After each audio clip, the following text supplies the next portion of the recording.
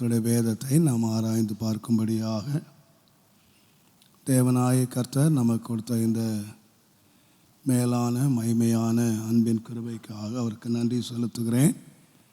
அவருக்கே மகிமை உண்டாவதாக. ஆண்டோடைய அளவற்ற கிருபையினாலே நாம் கடந்த நாட்களிலே நாம் ஆசரிப்பு கூடாரம் என்ற பகுதியை நாம் பகுதியாக நாம் சிந்தித்து கொண்டு வருகிறோம். ஆண்டோடைய கிருபையினாலே நாம் பிரகாரம், பரிசுத்த ஸ்தலம், மகா பரிசுத்த ஸ்தலம் என்ற பகுதிகளை நாம் கவனித்து, மகா பரிசுத்த ஸ்தலத்தினுடைய காரியங்களை நாம் கவனித்து, வாசஸ்தலம் என்ற பகுதியை நாம் கடந்த வாரங்களிலே கவனித்தோம். தேவனுடைய நாமத்துக்கு மகிமை உண்டாவதாக. இந்த வாசஸ்தலத்தை குறித்து நாம் வாசிக்கிற வேளையிலே மறுபடியும் அந்த பகுதியை நாம் வாசிக்கலாம். யாத்திரையாகமத்தின் புஸ்தகம் தயவு செய்து 26வது அதிகாரம் முதல் 16 வசனங்களிலே அவைகள் சொல்லப்பட்டிருந்தாலும், நான் மறுபடியும் இன்றைக்கு அந்த கடந்த வாரம் வாசித்த அதே பகுதியை முதல் 6 வசனங்களை நான் திரும்பவும் வாசிக்கிறேன். மேலும் திரித்த மெல்லிய பஞ்சு நூலினாலும் இளநீல நூலினாலும் இரத்தாம்பர நூலினாலும் சிவப்பு நூலினாலும் நெய்யப்பட்ட 10 மூடு திரைகளால் வாசஸ்தலத்தை பண்ணுவாயாக. அவைகளில் விசித்திர வேலையாக கேருபீன்களை செய்ய கடவாய். ஒவ்வொரு மூடு திரையும் 28 முழ நீளமும் 4 முழ அகலமுமாயிருப்பதாக. மூடு திரைகளெல்லாம் ஒரே அளவாயிருக்க வேண்டும். 5 மூடு திரை ஒன்றோடு ஒன்று இணைக்கப்பட்டிருக்க வேண்டும். மற்ற 5 மூடு திரைகளும் ஒன்றோடு ஒன்று இணைக்கப்பட்டிருக்க வேண்டும். இணைக்கப்பட்ட ஒரு மூடு திரையின் கடை ஓரத்தில் இளநீல நூலால் காதுகளை உண்டு பண்ணு. இணைக்கப்பட்ட மற்ற மூடு திரையின் கடை ஓரத்திலும் அப்படியே செய்வாயாக. காதுகள் ஒன்றோடொன்று இணையும்படி ஒரு மூடு திரையில் 50 காதுகளையும், இணைக்கப்பட்ட மற்ற மூடு திரையின் ஓரத்தில் 50 காதுகளையும் உண்டு பண்ணுவாயாக. 50 பொன் கொக்கிகளையும் பண்ணி மூடு திரைகளை ஒன்றோடு ஒன்று அந்த கொக்கிகளால் இணைத்து விடுவாயாக. அப்பொழுது அது ஒரே வாசஸ்தலம் ஆகும். அன்பின் ஆண்டவரே, நன்றியோடு நாங்கள் உம்மை ஸ்தோத்திரித்து இந்த வாசித்த வேத பகுதியை உம்முடைய அன்பின் கரத்திலே அடியான் ஒப்புக் கொடுக்கிறேன். உம்முடைய வேதத்தை தியானிக்கும்படியாக கூடி வந்திருக்கிற இந்த வேளையில் இங்கேயும் இந்த வேத பாகத்தை கவனிக்கும்படியாக தூர இடங்களிலே இருந்து பார்த்து கொண்டிருக்கிற மக்களையும் தொடர்ந்து பார்க்க போகிறவர்களையும் உம்முடைய அன்பின் கரத்திலே அடியான் ஒப்புக் கொடுக்கிறேன். தேவரீர் தயவாய் உம்முடைய வார்த்தைகளை ஆவினால் நிறைத்து தேவன் இதில் நிறைவேற்ற வேண்டிய கிரியைகளை இன்றைக்கு வசனத்தின் மூலமாக நிறைவேற்றி தம்முடைய உன்னதமான நாமத்தை கர்த்தர் உயர்த்தி தம்முடைய கிருபையை பெரிதாய் வெளிப்படுத்தும்படி அடியான் செபிக்கிறேன். பூரண கிருபை எல்லாவற்றிலும் உண்டாயிருக்கட்டும். தம்முடைய நாமம் பரிபூர்ணமாய் மகிமைப்படுவதாக. இயேசுவின் நாமத்தில் பிதாவே, ஆமென். தேவனுடைய நாமத்துக்கு மகிமை உண்டாவதாக. இந்த திரைகளை குறித்து வாசஸ்தலம் என்ற பகுதியை, அது மூடுது மேலே கூரையை நாம் பார்க்கிறோம். 4 விதமான திரைகளாலே அது ஆகப்பட்டிருக்கிறது. நீங்கள் அங்கே பார்த்தீர்களானால், முதலாவது பஞ்சு நூலால் செய்யப்பட்ட ஒரு திரை, அதுதான் வாசஸ்தலம் என்று சொல்லப்படுகிறது. அதற்கு அடுத்ததாக நாம் வாசிக்கிறோம், சிவப்பு தீர்த்த ஆட்டு மயிரினால் செய்யப்பட்ட மூடு திரை. மூன்றாவதாக ஆட்டு தோலினால் செய்யப்பட்ட மூடு திரை. மேலே எல்லாரும் காண்கிறபடி இருக்கிறது தகசு தோலால் செய்யப்பட்ட மூடு திரை. 4 மூடு திரைகள் பக்கம் பக்கமே போட்டிருக்கிறார்கள். மேலே உள்ள தகசு தோல் கருப்பு, பிளாக். நீங்கள் முதலே நான் சொல்லியிருக்கிறேன், ஆசரிப்பு கூடாரம் பக்கத்தில் வரும்போது அதனுடைய காம்பவுண்ட் வால், அது வெளியே உள்ள இந்த காம்பவுண்ட் வால் எடுத்திங்கன்னா எல்லாம் வெள்ளையாக இருக்கும். எங்கே பார்த்தாலும் அந்த ஆசரிப்பு கூடாரம் வெள்ளையாக இருக்கும். ஆனால் உள்ளே அந்த ஆசரிப்பு கூடார பகுதிக்குள்ளே வருவோமானால் மேலே வெளியில் இருந்து பார்த்தீர்களானால் வெறும் பிளாக்காக தெரியும், கருப்பாக தெரியும். ஆனால் உள்ளே ஆராதிக்க போகிறவன், அந்த ஆசாரியன் வருஷத்துக்கு ஒரு முறை உள்ளே போய் நிற்கிறான். அவன் உள்ளே கருப்பை பார்க்க மாட்டான்.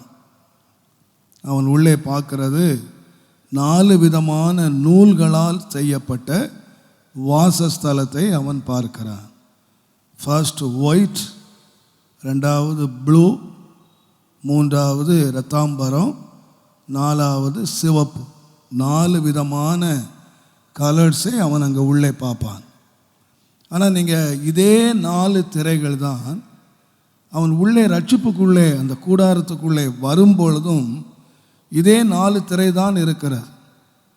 இதே விதமாக வாசல் சுற்றி வந்து வெள்ளை காம்பவுண்ட் வால் இருந்தாலும் அதனுடைய வாசல் என்று வரும் பொழுது இந்த 4 தான் இருக்குது. இந்த வாசலுக்குள்ளே பிரவேசித்து பரிசுத்த ஸ்தலத்துக்குள்ளே அந்த கூடாரத்தை கொஞ்சம் போடுங்க, ஆசிரியர் கூடாரத்தை போடுங்க.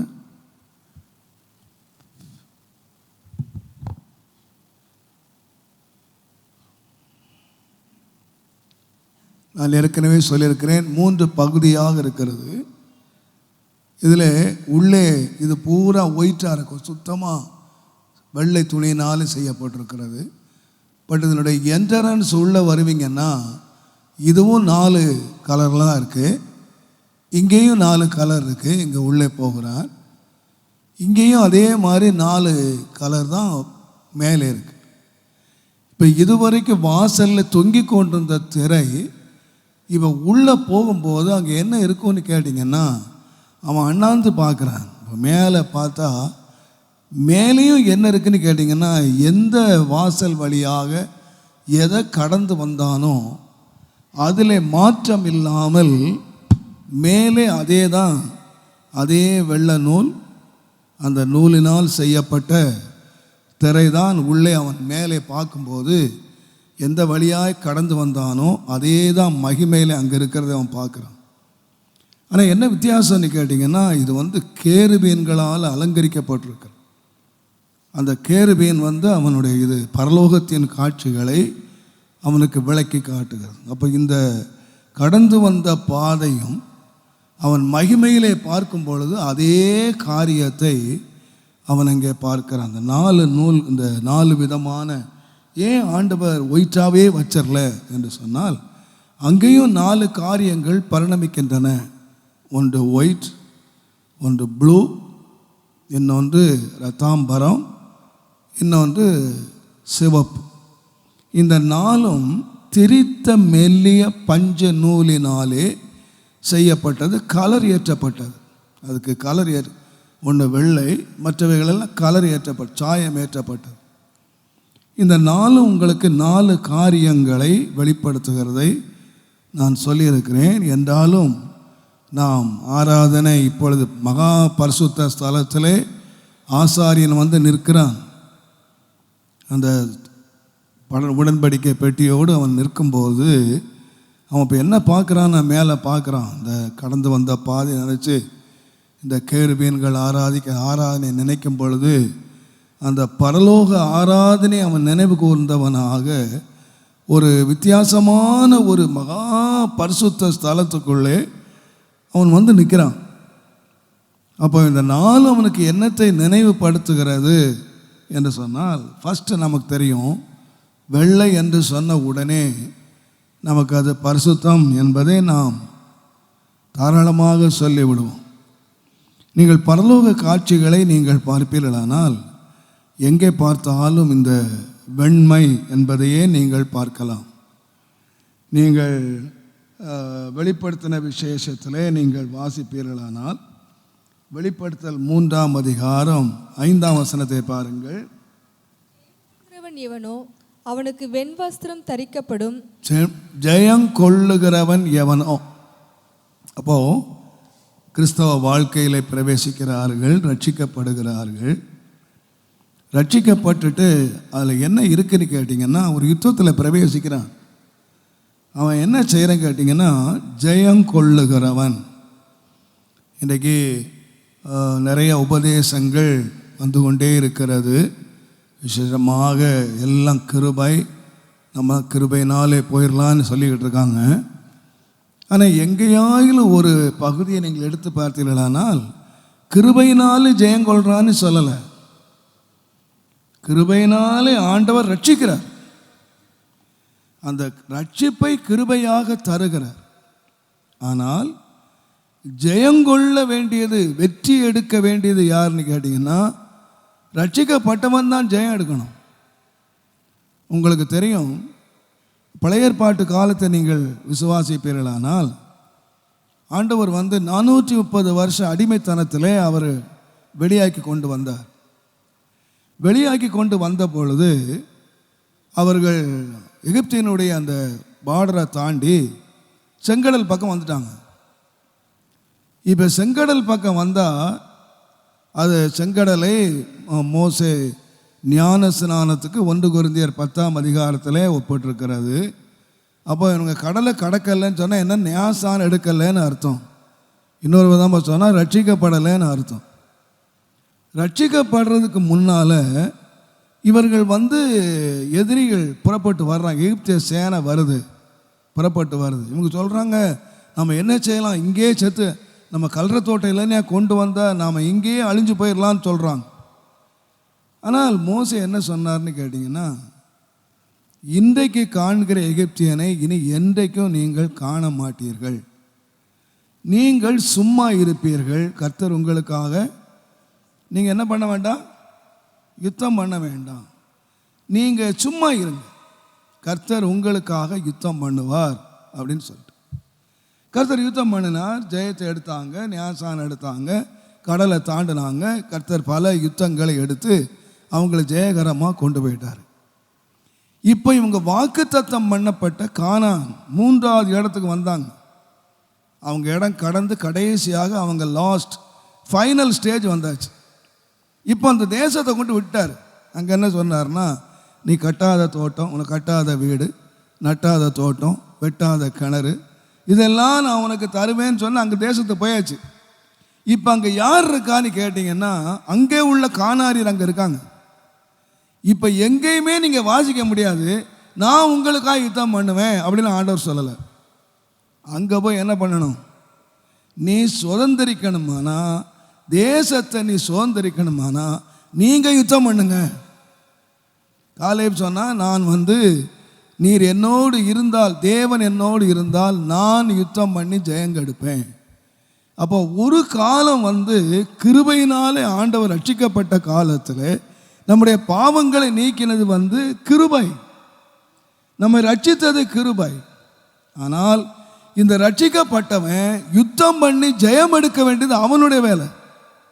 கர்த்தருடைய பலத்தை அவன் வாங்கி கொண்டு ஒரு ஜெயகரமான வாழ்க்கையை வாழுவது அவனுடைய உத்தரவாதம், அவனுடைய வேலை.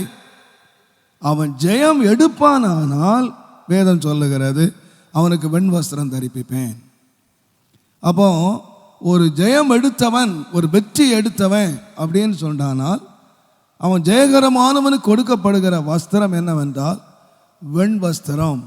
எல்லா நீங்கள் 7 சபைகளை குறித்து நீங்கள் வாசிப்பீர்களானால் 7 சபைகளும் ரட்சிக்கப்பட்ட சபைகள், அன்பு கூர்ந்த சபைகள், ஊழியம் செய்த சபைகள், விசுவாசிகள். எல்லாருக்கும் வசனத்தை சொல்றார். கடைசியாக முடிக்கும் போது, ஜெயம் கொள்ளுகிறவன் எவனோ. சபை என்று சொல்லுகிறது ஒரு பெரிய கூட்டமான மக்கள். ஏசி ஆவடி சபை என்று ஒரே வார்த்தை சொல்லிடலாம். ஆனால் அந்த சபை என்று சொன்னால் யாருன்னு கேட்டிங்கன்னா, பாஸ்டர் மாத்திரம் சபை இல்லை, கட்டடம் மாத்திரம் சபை இல்லை. ஏசிய சபை எங்கே இருக்குன்னு சொன்னால் சபையினுடைய அட்ரஸ் தான் சொல்லுவான். ஆனால் சபை என்று சொல்ல கட்டடம் இல்லை, சபைக்குள்ளே இருக்கிற ஜனங்கள் தான் சபை. ஜனங்கள் இல்லாட்டா சபை எங்கே இருக்கு? பில்டிங் வச்சு என்ன பண்ணுறது? அப்போ சபை என்று சொல்லுகிறது ஒரு கூட்டம் மக்கள். ஒரு கட்டடத்துக்காக அவர்கள் சொன்னாலும் ஒரு கூட்டம் மக்கள் அங்கே வாழுகிறார். ஆனால் சபைக்கு ஆண்டவர் சொல்லுகிறார் என்று சொன்னால் கட்டடத்துக்கு சொல்லலை. அந்த சபையில் எத்தனை ஆயிரம் மக்கள் இருக்கிறாங்களோ, எத்தனை நூற்றுக்கணக்கான மக்கள் இருக்காங்களோ, எல்லாருக்கும் தேவன் செய்தி சொல்லுகிறார். ஆனால் செய்தி சொல்லிவிட்டு ஒரு தனிப்பட்ட முறையில் சொல்லுகிறார், ஜெயம் எடுக்கிறவன் எவனோ. அப்போ செய்தி எல்லாருக்கும் வந்தாலும் ஜெயம் எடுக்கிறது என்று சொல்லுகிறது இண்டிவிஜுவல். அவனவன் தனித்து ஜெயம் எடுக்க வேண்டும். ஒரு சபையாக நாம் போய் சேர முடியாது. வெற்றி எடுக்கிறது என்று சொல்லுகிற தனித்தனியாக தனித்தனி கேம்ஸ். இது கிரிக்கெட் பால் இல்லை, கிரிக்கெட் விளையாடுறது இல்லை. 11 பேர் ஒரு சைடில் கிரிக்கெட் ஆடுவான், 9 பேர் அவுட் ஆகிடுவான். ஆனால் கடைசியில் நிற்கிற 2 பேர் அடித்து வின் அடித்து எப்படி அடிச்சு ஜெயிச்சுவான். இப்போ என்ன சொல்லுவான்னா, டீம் ஜெயித்துடுச்சு, இந்தியா ஜெயித்துடுச்சு. ஜெயித்து எத்தனை பேர்? கடைசியில் 2 பேர் ஜெயித்தான். இதை வச்சு என்ன சொல்கிறான்னா, இந்தியாவே ஜெயிச்சுன்றான். இந்தியாவில் எவனா விளையாடினான் போயிட்டு இல்லை. அப்போ 2 பேருடைய வெற்றியை உலகம் கொண்டாடுது. ஆனால் கிறிஸ்தவ ஜீவியத்தில் 2 பேர் பாஸ்டர் ஜெயித்துட்டாருன்னு சொல்லி சபையார் கொண்டாட முடியாது. சபையில் 2 பேர் ஜெயித்துட்டாங்கன்னு சொல்லிட்டு பாஸ்டர் கொண்டாட முடியாது. ஜெயம் என்று சொல்லுவது இண்டிவிஜுவல், தனித்தனியாக ஒவ்வொருவரும் யுத்த களத்தில் ஜெயத்தை நாம் கிறிஸ்தவ ஜீவியம் சொல்லுகிறது. தனிப்பட்ட உறவு, தனிப்பட்ட ஜெயம், தனிப்பட்ட வெற்றி. பவுல் சொன்னது போல, நல்ல போராட்டத்தை நான் போராடினேன், அவர் போராடினார். நல்ல போராட்டத்தை போராடினேன், என் ஓட்டத்தை நான் முடித்தேன், என்னுடைய விசுவாசத்தை நான் காத்துக்கொண்டேன். அது தனிப்பட்ட கிறிஸ்தவ வாழ்க்கை என்று சொல்லுகிறது. பொதுவாக செய்திகள் சொல்லப்பட்டாலும், சபை முழுவதும் செய்தி கொடுக்கப்பட்டாலும், ஜெயம் என்று வருகிற வேளையில் அது தனிப்பட்ட ஒவ்வொரு மனுஷனும் போராடி ஜெயம் எடுக்க வேண்டியது. அதனால தான் சொன்னார், ஜெயம் கொள்ளுகிறவன் எவனோ, எவர்களோ என்று சொல்லலை. சபை முழுவதுக்கும் ஜெயம் கொடுத்தாலும், செய்தி கொடுத்தாலும், கொடுக்கப்பட்ட செய்தி என்று சொல்லப்படுதுன்னா ஜெயம் கொள்ளுகிறவன் எவனோ. இப்போ நம்முடைய கிறிஸ்தவ வாழ்க்கையில் ஒரு ஜெயங்கொண்ட மக்கள் மேலே வருகிறார்கள். அவர்களுக்கு என்ன கொடுக்கப்படுகிறது என்று சொன்னால் வெண் வஸ்திரம். அவங்களுக்கு தான் ஒரு வஸ்திரம் கொடுக்கப்படுது. நீங்கள் அது மாத்திரமல்ல, பரலோகத்தில் திரள் கூட்டமான மக்கள் தேவனை ஆராதிக்கிறார்கள் என்று நாம் வாசிக்கிறோம். வெளிப்படுத்தின விசேஷம் 7ஆம் அதிகாரம் 9ஆம் வசனத்தை வாசித்து பாருங்கள். முத்திரையை உடைத்த போது தேவ ஜனத்தின் நிமித்தமும் தாங்கள் கொடுத்த சாட்சியின் நிமித்தமும். 7ஆம் அதிகாரம் 9ஆம் வசனம். இவைகளுக்கு பின்பு நான் பார்த்தபோது, இவைகளுக்கு பின்பு நான் பார்த்தபோது, இதோ சகல ஜாதிகளிலும் கோத்திரங்களிலும் நல்ல கவனிங்க, சகல ஜாதிகளிலும் கோத்திரங்களிலும் ஜனங்களிலும் பாஷைக்காரர்களிலும் வந்ததும் ஒருவரும் எண்ணக்கூடாதுமாகிய திரளான கூட்டமாகிய ஜனங்கள் வெள்ளை அங்கிகளை தரித்தவர்களாய் தங்கள் கைகளிலே குருத்தோலைகளை பிடித்துக் கொண்டு ஆராதிக்கிறார்கள். ஒரு வொர்ஷிப் அங்கே பரலோகத்தில் ஆராதனை நடக்கு. எவ்வளவு பேர் இருந்தாங்க என்று சொன்னால் எண்ண முடியாத ஜனம் என்று சொல்லுகிறேன். எனக்கு முன்னால் வாசித்தீங்கன்னா 1,44,000 பேர் அது எண்ணிக்கை சொல்லப்படுகிறது. ஆனால் இங்கே கூட்டத்தை வாசித்தீங்கன்னா எண்ண முடியாத அளவில் ஒரு கூட்டம் இருக்கு. அதை கவுண்டே பண்ண முடியல அவனால். அந்த கவுண்ட் பண்ண முடியாத ஒரு கூட்டத்தை அவன் என்ன சொல்கிறான் கேட்டால், அவங்க எல்லாம் என்ன தெரிச்சிருக்காங்க, கலர்லாம் இங்கேயே போட்டுக்குங்க, அங்கே போட முடியாது, இங்கே தான் ட்ரைனிங் எடுத்துங்க, ஒயிட்டை இங்கே ட்ரைனிங் எடுத்துங்க, அங்கே போய் கேட்டிங்கன்னா ஒன்றும் புட்டா போடலான்னு கிடைக்காது. ஃபுல்லாக நீங்கள் பரலோகத்தின் காட்சிகளை நீங்கள் பார்த்தீங்கன்னு சொன்னால் எல்லாமே பியூர் ஒயிட். அங்கே எல்லாரும் போட்டிருந்த ட்ரெஸ் என்னன்னு கேட்டிங்கன்னா, ஜெயங்கொண்டவர்களும் வெள்ளை அங்கி தான் தெரிந்தாங்க, போட்டிருந்தாங்க. வெண்வஸ்திரம் அவனுக்கு உடுத்துவேன் என்று சொன்னார். இங்கே நீங்கள் வாசித்தீர்களானால் பரலோகத்தில் திரளான மக்கள் ஆராதிக்கிறார்கள். இப்போ நான் யோசித்து பார்த்தேன், ஏற்கனவே உங்களுக்கு சொன்னேன், இங்குள்ள ஆராதனை எந்த சாயலுக்கு ஒத்துருக்கு? பரலோகத்தின் சாயலுக்கு இந்த ஆராதனை ஒத்திருக்கிறது நீங்கள் விசுவாசிங்கன்னா இங்குள்ள ஆராதனை எப்படி தான் இருக்கணும்? நீங்கள் ஏற்றுக்கொள்ள மாட்டீங்க, ஆனால் ஏற்றுக்கொண்டு தான் ஆனால் ஒரு வழியில் நீங்கள் அது ஏற்றுக்கொள்ளட்டா அது உங்கள் பாடு. ஆனால் நான் ஆராதனை என்று சொன்னால் தேவனை ஆராதிக்கிற நீங்கள் பரலோகத்தின் ஆராதனையை பார்த்தீங்கன்னா எங்கேருந்து நீங்கள் பார்த்தாலும் ஒயிட். திரளான மக்கள் என்ன உடுத்தியிருந்தாங்கன்னா வெள்ளை அங்கிகளை தரித்து தேவனை குருத்தோலைகளை பிடித்து ஆராய்த்தாங்க. அப்போது இங்கே உள்ள ஆராதனைக்கு நம்ம ஒன்றும் சொல்ல முடியாது. பிள்ளைங்களை ஸ்கூலுக்கு அனுப்பினா யூனிஃபார்ம் போட்டால் தான் வருவேன்னு சொன்னால் இல்லை நான் இப்படி தான் போடுவேன்னு யாராவது சொல்ல முடியுமா? ஸ்கூலுக்கு ஒரு யூனிஃபார்ம் இருக்குது. ஐயப்பன் கோயிலுக்கு போங்க, அதுக்கு ஒரு யூனிஃபார்ம் இருக்குது. நீங்கள் மேல்மருவத்தூர் போங்க, அதுக்கு ஒரு யூனிஃபார்ம் இருக்குது. அந்தந்த கடவுள் ஒரு யூனிஃபார்ம் வச்சுருக்கு. அவன் எவ்வளவுதான் பெரிய ஆளாக இருந்தாலும் அந்த யூனிஃபார்ம் போட்டு தான் அவன் ஆராதிக்க போகணும். ஏன் சொல்கிறான் அங்கே? ஆனால் கர்த்தருடைய பிள்ளைகள் மட்டும்தான் நம்ம நிறைய காரியங்களை வாக்குவாதம் பண்ணிக்கிட்டு இருப்போம். அது உங்கள் பாடு. வசனத்தை சொல்ல வேண்டியது ஏன் பாடு இல்லையா? நான் சொல்ல வேண்டியது வசனம் சொல்ல வேண்டியது. பரலோகத்தினுடைய ஆராதனை ஜனங்கள் திரள் கூட்டமாய் வந்து ஆராதிக்கிறாங்க. என்ன ஆராதிக்கிறாங்கன்னா வெள்ளை அங்கிகளை தரித்தவர். நீங்கள் வசனத்தை வாசிக்கலாம். வெளிப்படுத்தின விசேஷம் 6ஆம் அதிகாரம் 9ஆம் வசனத்திலிருந்து நீங்கள் வாசிப்பீர்களானால், அவர் 5ஆம் முத்திரையை உடைத்த போது தேவ வசனத்தின் மித்தமும் தாங்கள் கொடுத்த சாட்சியின் மித்தமும் கொல்லப்பட்டவருடைய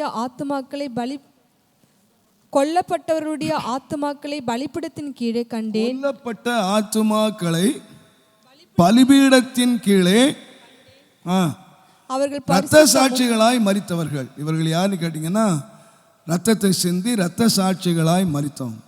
இப்போ இவங்களை பார்க்குறார்.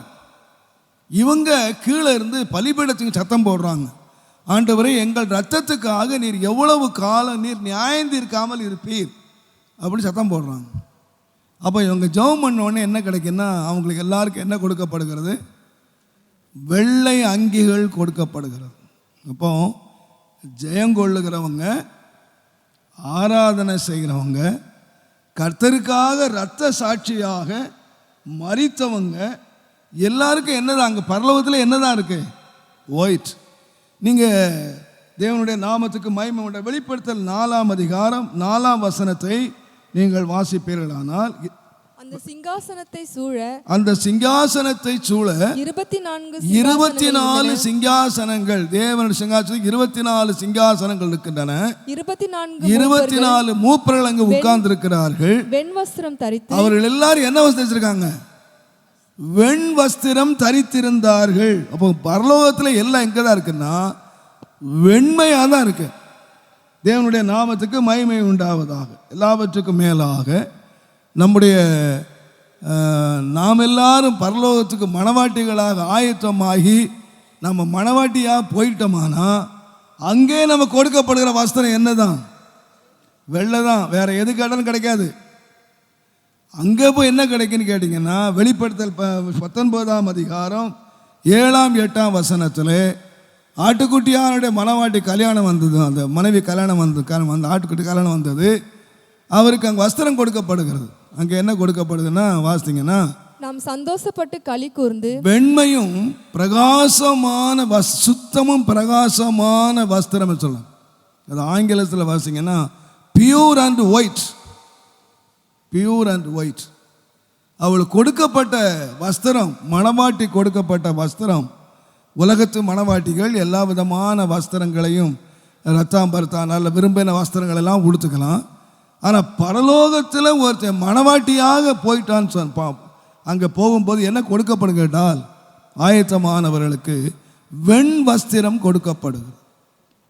தேவதூதர்களையும் நீங்கள் பார்த்தீங்கன்னா மத்திய 28ஆம் அதிகாரம் 3ஆம் வசனத்திலே, மத்திய 28ஆம் அதிகாரம் 3ஆம் வசனத்தை நீங்கள் பாருங்கள்.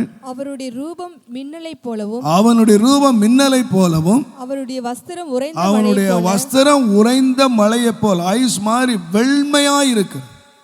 அப்போ தூதர்களும் என்னதான் வஸ்திரம் போட்டிருக்காங்க. இது எதை காட்டுங்க? நான் ஏன் சொல்றேன்னா, நீங்க உள்ளே போகும்போது பரலோக ஆராதனை நினைவு கூறுகிறான். இப்போ ஆராதனை எங்க பார்க்கணும்னா மேலே பார்க்குறான், எல்லாம் கவர் பண்ணியிருக்கு. ஃபர்ஸ்ட் ஒயிட்டை பார்க்குறாங்க. இந்த ஒயிட் எதை காட்டுகிறா? பரலோகம் என்ன கண்ணா, ஒரு மைமையான ஒரு வெண்மை அங்கே காட்டுக. அப்போ ஆராதிக்க போகிறவன் லாஸ்ட் ஃபைனல் ஆராதனை, இந்த பரலோகத்தின் சாயலுடைய ஆராதனை என்னன்னு கேட்டிங்கன்னா பரிசுத்தத்தை காட்டுங்க. நம்முடைய வஸ்திரம் வெண்மை என்கிறதை மாத்திரம் இல்லை, அது ஒரு ஹோலி லைஃப். நம்முடைய ஆண்டவர் கூட மார்க் 9ஆம் அதிகாரத்தை நீங்கள் வாசித்தீர்களானால், மார்க் 9ஆம் அதிகாரம் 2ஆம் 3ஆம் வசனத்திலே அவர்களை மறுரூப மலையிலே கொண்டு போய் அவர்களுக்கு முன்பாக அவர் மறுரூபம் ஆன போது எந்த வண்ணானாலும் வெளுக்க முடியாத அளவில் என்னாச்சா? வஸ்திரம் பிரகாசம். எந்த வண்ணாலும் வெளுக்க முடியாது, அவ்வளோ பிரைட் ஒயிட். இயேசு என்ன ட்ரெஸ் போட்டு போனார் தெரியாது, எந்த கலர் ட்ரெஸ் போட்டு போனார் தெரியாது. ஆனால் அந்த மறுரூபம் ஆகும் பொழுது என்னமோ ஆச்சுன்னு கேட்டிங்கன்னா, சரீரம் மாத்திரம் மறுரூபமாகல. என்ன மறுரூபமாச்சு? நாம் என்ன நினைக்கிறோன்னு கேட்டிங்கன்னா, நம்முடைய சரீரம் தானே மறுரூபமாகும். இந்த அற்பமான சரீரத்தை தம்முடைய சாயலாக மறுரூபப்படுத்துவார். அப்போ இயேசு மறுரூபம் ஆகும்போது இயேசுவினுடைய சரீரம் மாத்திரம் மறுரூபமாகல. எது மறுரூபமாச்சு? ட்ரெஸ்ஸும் மறுரூபமாச்சு. உள்ளரங்கம் மாத்திரம், பாடி மாத்திரம் மறுரூபமாகல. அவருடைய ரூபம், அவர் சரீரம் மாத்திரம் பிரகாசிக்கலை, இன்னும் பிரகாசம் கூடவே இன்னும் மாறிச்சுன்னா என்ன? அவர் சரீரம் அப்போ நான் வெள்ளையா போடலை, அவர் வெள்ளை போடலைன்னு நினைக்கிறேன். நிச்சயமாக வேற ஏதோ போட்டிருக்கிறாரு. ஆனால் அந்த மகிமை, அந்த மறுரூபம் ஆன உடனே என்ன மாதிரி ட்ரெஸ்ஸு மாறிடுச்சு, அவருடைய வித்தியாசமான வஸ்திரமும் மாறிடுச்சு. அப்போ நம்முடைய ட்ரெஸ்ஸுக்கும் நம்முடைய மறுரூபத்துக்கும் ஒரு இணைப்பு இருக்கிறது என்பதை நீங்கள் மறந்துவிடவே கூடாது. நம்ம என்ன வேணுமானாலும் கட்டிக்கலான்றதல்ல. கர்த்தருடைய பிள்ளைகளுக்கு ஒரு பரலோக மகிமையில் இது ஒரு மகிமை இருக்கிறது. அவருடைய வஸ்திரங்களிலேயும் அவருடைய வஸ்திரம் மறுரூபமானது. இப்போ நம்ம ரட்சிக்கப்படாத காலங்கள் என்னெல்லாமோ நாம் உடுத்துக்கிட்டு இருப்போம். யாரோ ஒருத்தர் சொன்னார், ஒருத்தர் நல்ல ஒரு பாஸ்டர் நல்ல புட்டா போட்ட ட்ரெஸ் எல்லாம் போட்டுக்கிட்டு நல்லா எல்லோரும் சொன்னாராம், பார்த்தீங்களா நான் இன்றைக்கி புட்டாலாம் போட்டு வந்திருக்கேன். எதுக்குன்னு கேட்டிங்கன்னா, நாம் இங்கேயும் மகிழணும், பரலோகத்திலே மகிழணும். நாம் இங்கேயும் சந்தோஷமாக இருக்கணும், அங்கேயும் சந்தோஷமாக இருக்கணும். ரொம்ப நல்லது, அது நல்ல வெளிப்படுத்தல். ஆனால் எந்த வெளிப்படுத்தலுமே வசனத்தின்படி இருக்கணும். வேர்ட். எந்த வெளிப்படுத்தலை கொண்டு வாங்க, எந்த உபதேசத்தை கொண்டு வாங்க, எல்லா உபதேசங்களுக்கும் தீர்ப்பு என்னன்னு கேட்டிங்கன்னா வசனம் தான். நமக்கு இந்த உலகத்தில் சொல்லலை இந்த உலகத்திலையும் களி கூறுங்க, அந்த உலகத்திலையும் களி கூறுங்க அப்படின்னு எங்கே சொல்லியிருக்கு? Where is the word? அங்கே களி கூறுகிறதில்ல, பரிசுத்த பயத்தோடு களி கூறுங்கள் சொல்லியிருக்கு. நடுக்கத்தோடு களி கூறுங்க. நம்முடைய களி கூறுதலில் கூட ஒரு தேவ பயம். சும்மா இஷ்டத்துக்கும் ஆடி பாடுறதுக்கு இல்லை. வளர வளர நம்முடைய ஆவிக்குறிச்சியும் வளர வளர சரீரத்திலேயும் மறுரூபம் உண்டாகிறது, நம்முடைய வஸ்திரத்திலேயும் மறுரூபம் உண்டாகிறது, நம்முடைய சுபாவங்களிலேயும் மறுரூபம் உண்டாகிறது. எல்லாவற்றிலும் என்ன உண்டாகுதுன்னா மறுரூபம் உண்டாகிறது. கர்த்தருடைய நாமத்துக்கு மகிமை உண்டாகுதா? இன்றைக்கு நான் ஒரு இதில் வாசித்தேன், ஒரு மனுஷனுக்கு 4 மனைவியாம். அப்போ கற்பனையில் இருக்கான், ஆனால் 4 மனைவியாம். முதல் மனைவியை நேசிக்கவே மாட்டானா, பேசவே மாட்டானா. 2வது மனைவி எப்பாவது பேசுவானா. 3வது மனைவி சமயம் வந்தால் தேவை வந்தால் அவட்ட பேசுவானா. ஆனால் 4வது மனைவியை ரொம்ப நேசிப்பானா. அவள் கேட்குறதுக்கு முன்னாலே கொடுத்துருவானா. ரொம்ப சந்தோஷமாக 4 மனைவியோடு வாழ்ந்தானான்.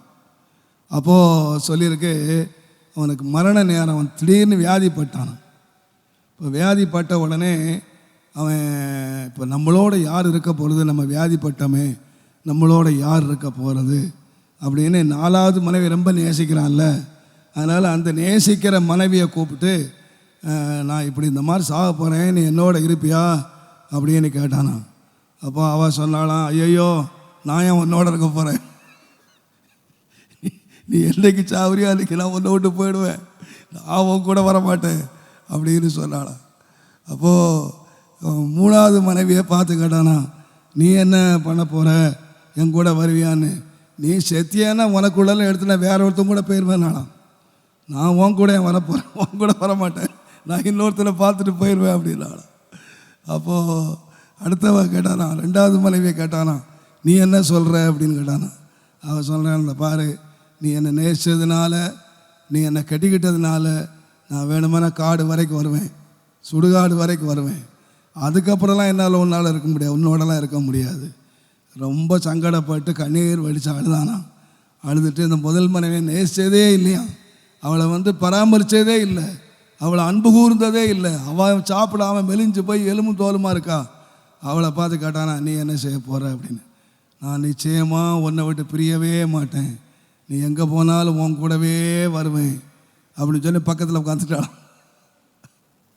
இவர் 4 எழுதிட்டு சொல்கிறாரு. இந்த 4 யாருன்னு கேட்டிங்கன்னா, ஒன்று 4வது மனைவி ரொம்ப நேசிக்கிறது யாரும் நம்ம பாடி, நம்முடைய சரீரம். இது நீ என்னதான் கொண்டு போன நினச்சா கூட கண்ணை மூடோடு அது போயிடும், அது அழுகி நாரி போயிடும். 3வது மனைவி என்ன சொல்கிறான்னா, நீ செத்தியெல்லாம் இன்னொருத்தம் கூட போயிடுவேன்றா. அது உன்னுடைய வெல்த்து, நீ சம்பாதிச்ச வீடு, உன் சம்பாதிச்ச பொருள், உன் சம்பாதிச்ச பொண்ணு உன்னை விட்டு இன்னொருத்தங்கிட்ட போயிடும், நீ கொண்டு போகவே முடியாது, அது உன்னை விட்டு போயிடும். 2வது ஒரு மனைவி வந்தால் சொன்னால் காடு வரைக்கும் வரும், அது நம்முடைய உறவுகள், நம்ம சம்பாதிச்ச சிநேகிதன், நம்ம சம்பாதிச்ச உறவுகள், இதெல்லாம் எங்கே வரை தான் வரும், காடு வரை தான் வரும். ஆனால் ஒரு மனைவி நீ முதல் மனைவி கவனிக்காமல் விட்ட, அதான் அவன் ஆத்துமா. இது நேசிக்காமலும் விட்டுட்ட, நீ கவனிக்காமலும் விட்டுட்ட, நீ போஷிக்காம விட்டு எலும்பு தோலுமா கிடக்கு. ஆனால் அதுதான் உன் சரீரம் பிரிஞ்சா என்ன வரும் கூட. இன்னைக்கு அதை கவனிக்கிறதே இல்லை. எவனும் வெல்த்தை சம்பாதிக்கணும், அதை சம்பாதிக்கணும், இதை சம்பாதிக்கணும், இதை கட்டணும், அதை ஃப்ரெண்ட்ஸை சம்பாதிக்கணும், அவங்கள எல்லாம் விட்டுட்டு போயிடுவான்.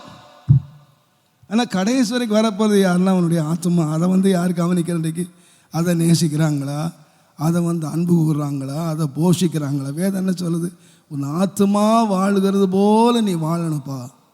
வாழ வேண்டியது என்னன்னு கேட்டிங்கன்னா அவனுடைய ஆத்மா. நம்ம வெளிப்பிரகாரமாக இதுக்கு அல்ல, நான் சொல்லுவேன், நம்முடைய ஆத்மா, நம்முடைய உள்ளான வாழ்க்கை எப்படி இருக்குங்கிறத பார்க்கணும். அந்த வாழ்க்கை மேலே போய் பார்க்குறான். அந்த பரலோக ஆராதனை பார்க்கும்போது அங்கே முதலாவது பார்க்கறது என்னன்னா பரிசுத்தம். அதனால்தான் பரிசுத்தம் இல்லாமல் ஒருவனும் தேவன் என்ன செய்ய முடியாது, தரிசிக்கவே முடியாது. பரலோகத்தில் எதை கொண்டுட்டு போக முடியாது. ஆனால் நம்மளை காப்பாற்றி மேலே கொண்டு போக போகிறது என்னன்னு கேட்டிங்கன்னா பரிசுத்தமானது. நம்முடைய தேவன் அங்கே எப்படி அறியப்படுவார் பாருங்கள். இங்கே நாம் என்ன ஆராதிக்கணும்னு கேட்டிங்கன்னா, நீ ரட்சகர், நீ ராஜா, நீர் தேவாதி தேவன், கர்த்தாதி கர்த்தர் என்னெல்லாமோ சொல்லி நம்ம ஆராதிக்கிறோம். ஆனால் தேவதூதர்கள் பரலோகத்தில் ஒரே ஒரு ஆராதனை ஆராதிக்கிறாங்க. என்ன ஆராதிக்கிறாங்கன்னா, நீர் பரிசுத்தர், நீர் பரிசுத்தர், நீர் பரிசுத்தர், நீர் பரிசுத்தர். அங்கே நீர் மீட்பர், நீர் ராஜா, நீர் கர்த்தர், தேவாதி தேவன், ராஜாதி ராஜா. இந்த பாட்டெல்லாம் இங்கே தான், எல்லா பாட்டும் எங்கே தான் பாடிக்கணும், இங்கே தான் பாடிக்கணும். என்ன என்ன எல்லா மீட்பரில் இங்கே தான் பாடிக்கணும். பரலோகத்திலே 24 மணி நேரமும் தூதர்கள் பாடுக என்னன்னு கேட்டிங்கன்னா, அவங்க ஆராதிக்கிற ஒரே ஒரு ஆராதனை என்னன்னு கேட்டிங்கன்னா, சேனைகள் கர்த்தாவே நீர் பரிசுத்தர், நீர் பரிசுத்தர், நீர் பரிசுத்தர். அப்போ 24 மணி நேரமும் தேவன் ஆராதிக்கப்படுகிறதுக்கு ஒரே ஒரு காரணம் பரிசுத்தம். அவர் பரிசுத்தத்தை நினைவு கூறுகிறது தான் நாம் அங்கே ஆராதிக்க போகிறோம். இப்போ நான் சொல்லுவேன், அதனால தான் ஆண்டவர் நம்மை பிரித்து எடுத்து அதுக்கு தான் நம்ம இந்த உலகத்தில் இந்த லேவியர் ஆகமத்தின் புஸ்தகம் தயவு செய்து 19:2 லேவியர் ஆகமம் 19ஆம் அதிகாரம் 2ஆம் வசனம் பாருங்க. இஸ்ரவேல் புத்திரரின் சபை அனைத்தோடும் சொல்ல வேண்டியது என்னவென்றால், உங்கள் தேவனும் கர்த்தருமாகிய நான் பரிசுத்தர். ஆகையால் நீங்களும் யாராயிருங்க? பரிசுத்தராய். இங்க சொல்லியிருக்கு, நான் பரிசுத்தரப்பா, உன்னை அழைக்கிற தேவன் யாருன்னா பரிசுத்தர். நீங்க யாராயிருங்கன்னு கேட்டீங்கன்னா பரிசுத்தராய் இருங்க, தேவனுடைய நாமத்துக்கு மகிமை உண்டாவதாக. நீங்கள் லேவியராகமம் 20ஆம் அதிகாரம் 26ஆம் வசனத்தை நீங்கள் வாசிப்பீங்கன்னா, கர்த்தராகிய நான் பரிசுத்தராய் இருக்கிறது போல நீங்கள் எதுக்கேற்ற பரிசுத்தம்? எனக்கேற்ற பரிசுத்தம். உங்க பாஸ்டருக்கேற்ற பரிசுத்தம் இல்லை, உங்க சபைக்கேற்ற பரிசுத்தம் இல்லை. இன்னைக்கு ஒவ்வொரு சபை பரிசுத்தம்னா என்னென்ன பிரசங்கம் பண்ணிக்கிட்டு இருக்கு. நமக்கு சபைக்கேற்ற பரிசுத்தம் இல்லை, பாஸ்டருக்கேற்ற பரிசுத்தம் இல்லை. அதுக்கு ஆண்டவர் பிரிக்கலை. யாருக்கேற்ற பரிசுத்தம்னா, நான் பரிசுத்தருப்பா, நீங்கள் எனக்கு ஏற்ற பரிசுத்தவான்களாக இருக்கும்படியாக நீங்கள் என்ன செய்யுங்கன்னு கேட்டீங்கன்னா, உங்களை மற்ற ஜனங்களை விட்டு பிரித்து எடுத்து எனக்கேற்ற பரிசுத்தவான்களாக நீங்கள் மாறுங்க. எஸ்தர் புஸ்தகம் நல்ல பாடம். எஸ்தர் புஸ்தகத்திலே அவனுடைய மனைவி தள்ளப்படுகிறாள்.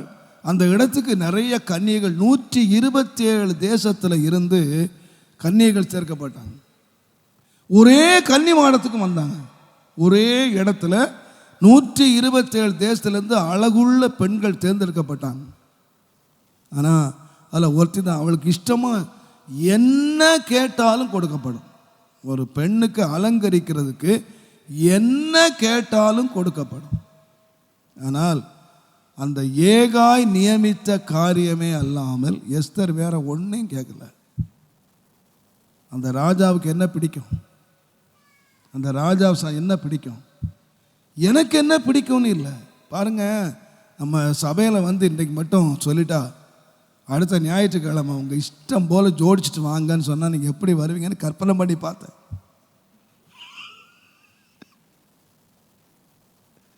எங்கெங்கேயோ ஜோடிச்சுட்டு போகிற ஆளுங்க கோயிலுக்காவது பயந்து வராங்க. எப்பா பாஸ்டர்கார் ஏதாவது கேட்க போகிறாரு, அதுக்காகவாலும் ஏதோ கழுத்தி வச்சுட்டு மூலிகடி வரீங்கன்னு வச்சுக்க. உங்களை மற்ற லைசன்ஸ் கொடுத்து உங்கள் இஷ்டம் போல் வரலாம். நீங்கள் பெல்லு போடுவீங்களோ, ஷார்ட்டு போடுவீங்களோ, என்ன மிடி போடுவீங்களோ, கடி போடுவீங்களோ, என்ன போட்டாலும் பரவாயில்லன்னு விட்டுட்டா என்ன ஆகும்? இதை மாதிரி சொல்லிட்டாங்க. 127 தேசத்துக்கு ராஜாத்திய குயினை அவன் சொல்லிட்டான், உங்களுக்கு இஷ்டம், நீ என்ன கேட்டாலும் கொடுப்போம், உனக்கு என்ன ட்ரெஸ் வேணும் எல்லாம் கொடுக்கப்போம். என்ன கேட்டிருப்பாங்க அம்மாமாரு, மேக்கப்பு கேட்டலாம் என்னெல்லாம் கொடுத்துருப்பான், அவ்வளோ கொடுத்தான். ஆனால் எல்லாம் ஃபெயிலியர். ஏன்? அவங்க நினச்சாங்க நம்ம தலைமுடி இப்படி வச்சா இப்படி அழகாக இருக்கும், நம்ம காதை இப்படி வச்சா இப்படி நல்லா இருக்கும் அப்படின்னு ஒவ்வொன்றும் அவங்கவுங்க செலக்ட் பண்ணி அவங்க நல்லா உண்மையாக பார்த்தீங்கன்னா, தனியாக பார்த்தீங்கன்னா ரொம்ப பியூட்டிஃபுல்லாக இருக்காங்க. ஆனால் யாருக்கு பிடிக்கல இந்த அழகு? அப்ரூவல் பண்ண வேண்டிய யாரு? அங்கே உட்காந்துருக்கானே அப்ரூவல் ஆளு வேண்டாம். எல்லாரும் என்ன சொல்லுவாங்க, அப்பா மேக்கப் சூப்பராக இருக்குமா, நீ பார்த்தா நிச்சயம் மயங்கிடுவான் அப்படின்னு சொன்னால் அந்த ஆளு ஃபெயில் பண்ணி அனுப்பிச்சிட்டான். அப்போ பாஸ் பண்ண வேண்டியது யாரு? உள்ள உட்காந்துருக்கான். அவன் என்ன சொல்கிறான்னா, எனக்கு ஏற்ற பரிசுத்தம், நான் பரிசுத்தருப்பா, நீங்கள் எனக்கேற்ற பரிசுத்தவான்களாக நீங்கள் வாங்க. இப்போ நம்ம நினச்சிக்கிறோம் இதுதான் பரிசுத்தம், ஒரு சபை நினச்சிக்குது இதுதான் பரிசுத்தம். நான் சொல்லுவேன், நான் தேவனுடைய நாமத்துக்கு மகிமை உண்டாவதாக.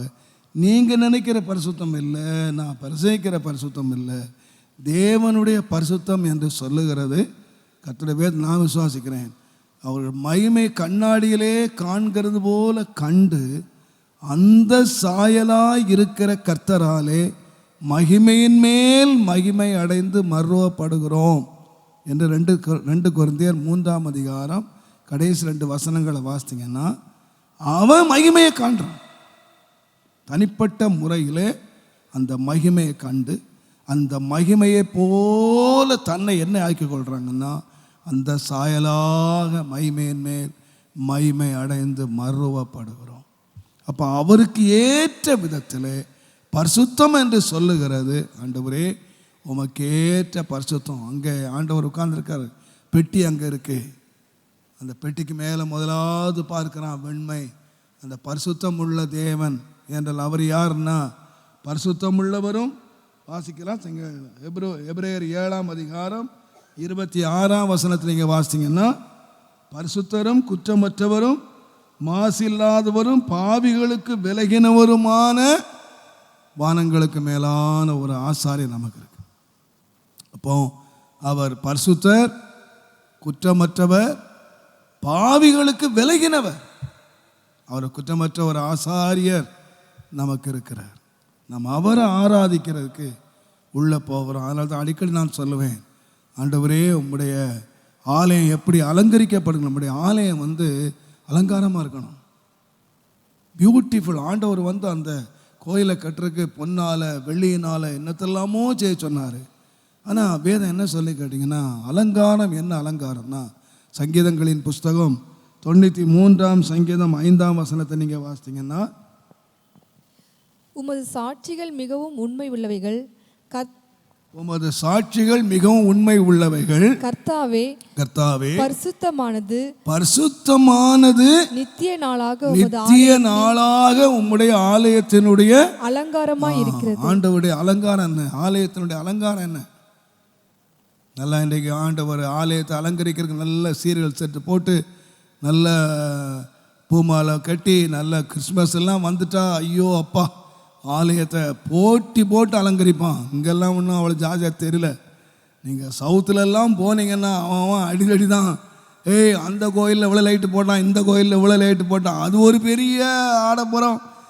எத்தனை சீரியல் லைட்டு போட்டான், அவன் எத்தனை சீரியல் பல்ப் போட்டான், எத்தனை கூட பூ வச்சான், அதுக்கு ஒரு பெரிய. இந்த கோயிலில் உடனே அதுக்கு கோயில் கலெக்ட் பண்ணி இன்னொன்று செய். கோபுரத்தை எவ்வளோ இந்த கோபுரம் எவ்வளோ வச்சானா எனக்கு இன்னொருல இந்த 4 அடி தூக்கி வை. அவங்க என்ன அலங்காரம் என்னன்னா கோபுர அலங்காரம், பூ அலங்காரம், சீரியல் செட்டு அலங்காரம். இந்த அலங்காரத்தெல்லாம் பார்க்குறக்கு ஆண்டு வர மாட்டார். ஆண்டவர் ஆலயத்தினுடைய என்ன அலங்காரம்னு கேட்டிங்கன்னா ஹோலினஸ். நம்முடைய ஆலயம் அதான் சொல்லுங்க, நீங்கள் தேவனுடைய ஆலயம். ஆலயம் எப்படி இருக்குன்னா பரிசுத்தமாக இருக்கு. நம் பாடி தேவனுடைய ஆலயம்னு விசுவாசிப்போம்னா இந்த ஆலயம் எப்படி இருக்குன்னா பரிசுத்தமாக இருக்கு.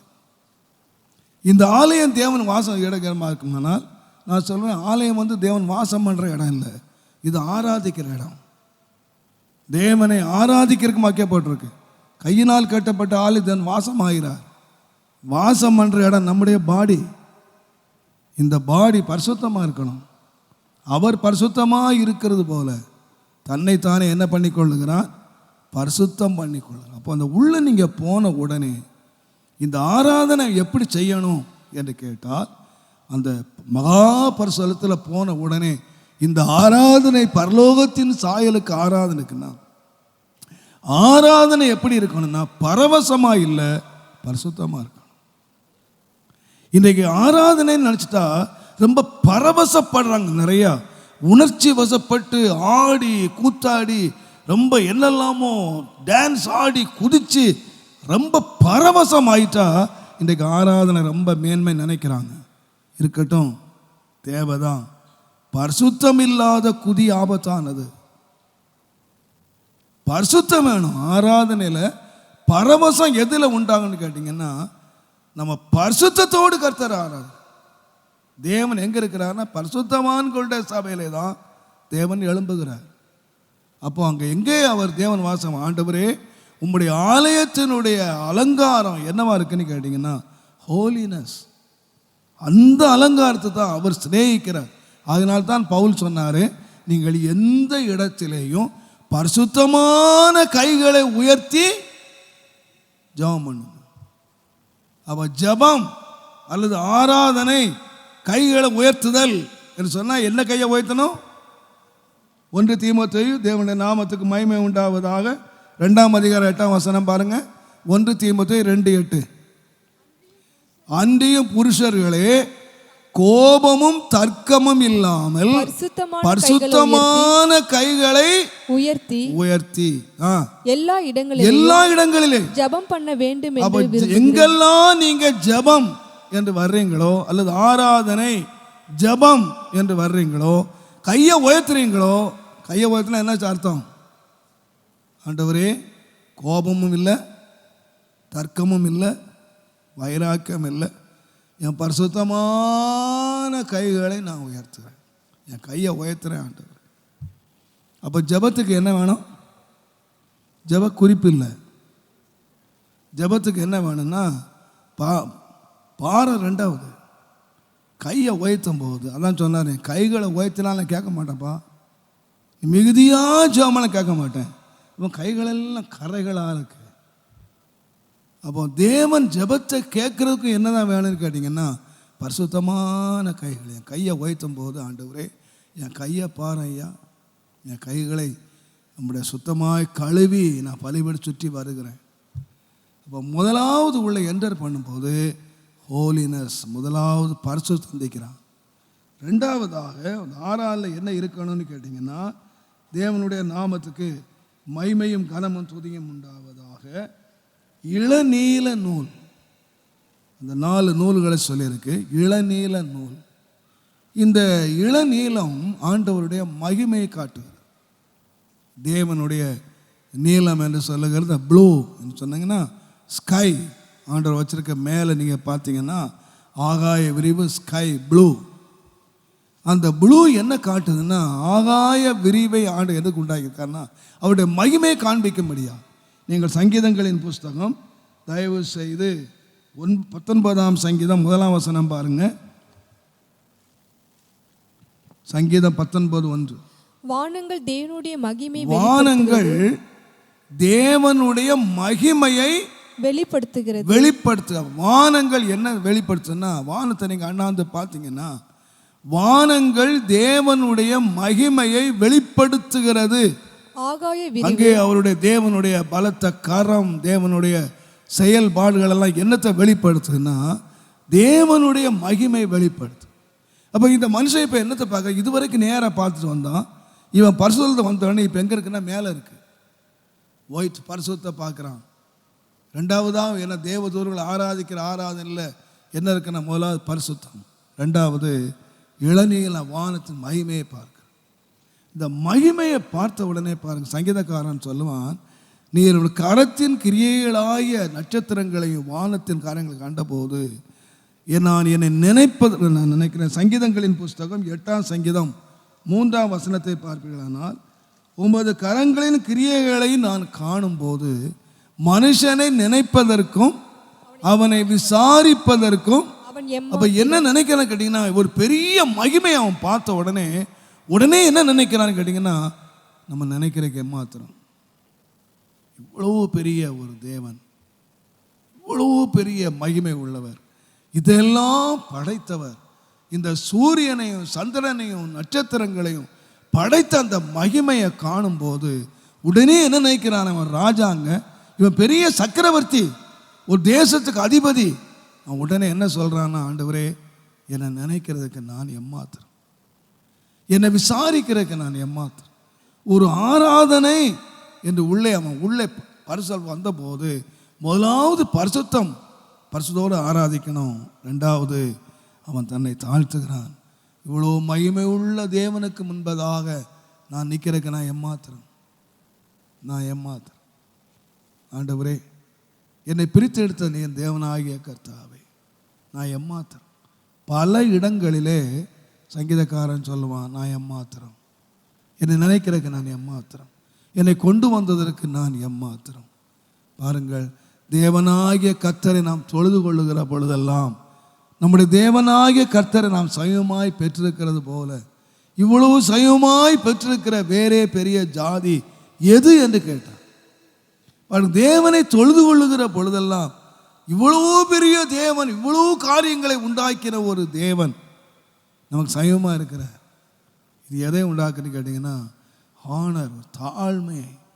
இந்த தேவனுடைய மகிமையை கண்ட பொழுது அந்த தாழ்மை. நம்முடைய ஆராதனை எப்படி இருக்கும்னு கேட்டிங்கன்னா, பரிசுத்தமாய் மாத்திரம் இல்லை, ஹம்பிள்.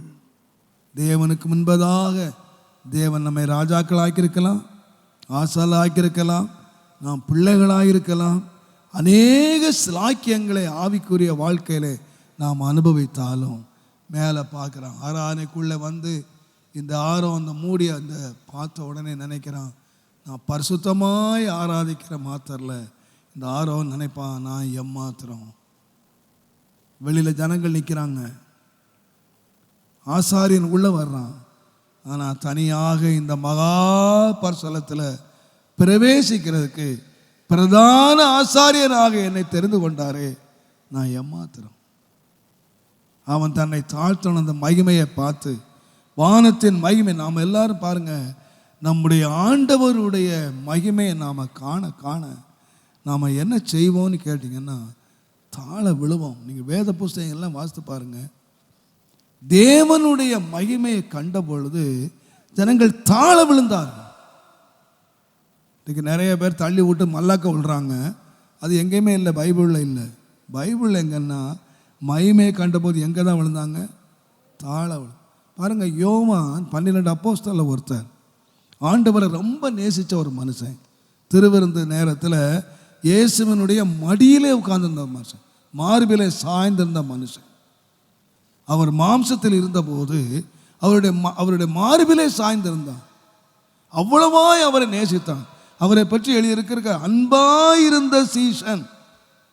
அவனிடத்து தாயை ஒப்புவித்தார், எத்தனையோ காரியங்களை ஒப்புவித்தார். ஆனால் அதே யோவான் சிறை கைதியாக பத்மோ தீவிலே உட்கார்ந்திருக்கிறார். கர்த்தருடைய நாளிலே தேவன் அவரை ஆவிக்குள்ளாக்கினார். ஆவிக்குள்ளாக்கும் போது எக்கால சத்தம் போன்ற சத்தத்தை அவன் கேட்ட பொழுது அவன் சத்தத்தை கேட்க திரும்பினான். திரும்பும்போது அங்கே இயேசுவை பார்த்தான். எப்படி பார்த்தான்னு கேட்டிங்கன்னா, அன்றைக்கு மாம்சத்தில் இருந்த அந்த இயேசுவல்ல. நீங்கள் வெளிப்படுத்தல் 1 அதிகாரத்துக்கு வருவீர்களானால், தேவனுடைய நாமத்துக்கு மகிமை உண்டாவதாக, அங்கே அவரை பற்றி சொல்லியிருக்கிறது. அவருடைய 12ஆம் வசனம் 13ஆம் வசனத்தில் 7 குத்துவிளக்குகள் மத்தியிலே நிலையங்கி தரித்து மார்பருகே பொற்கச்சை கட்டியிருந்த மனுஷகுமாரனுக்கு ஒப்பானவரை கண்டேன். அவருடைய சிரசும் மயிரும் வெண் பஞ்சை போலவும் உறைந்த மலையை போலவும் வெண்மையாக இருந்தது. அவருடைய கண்கள் அக்கினி ஜுவாலையை போல் இருந்தது.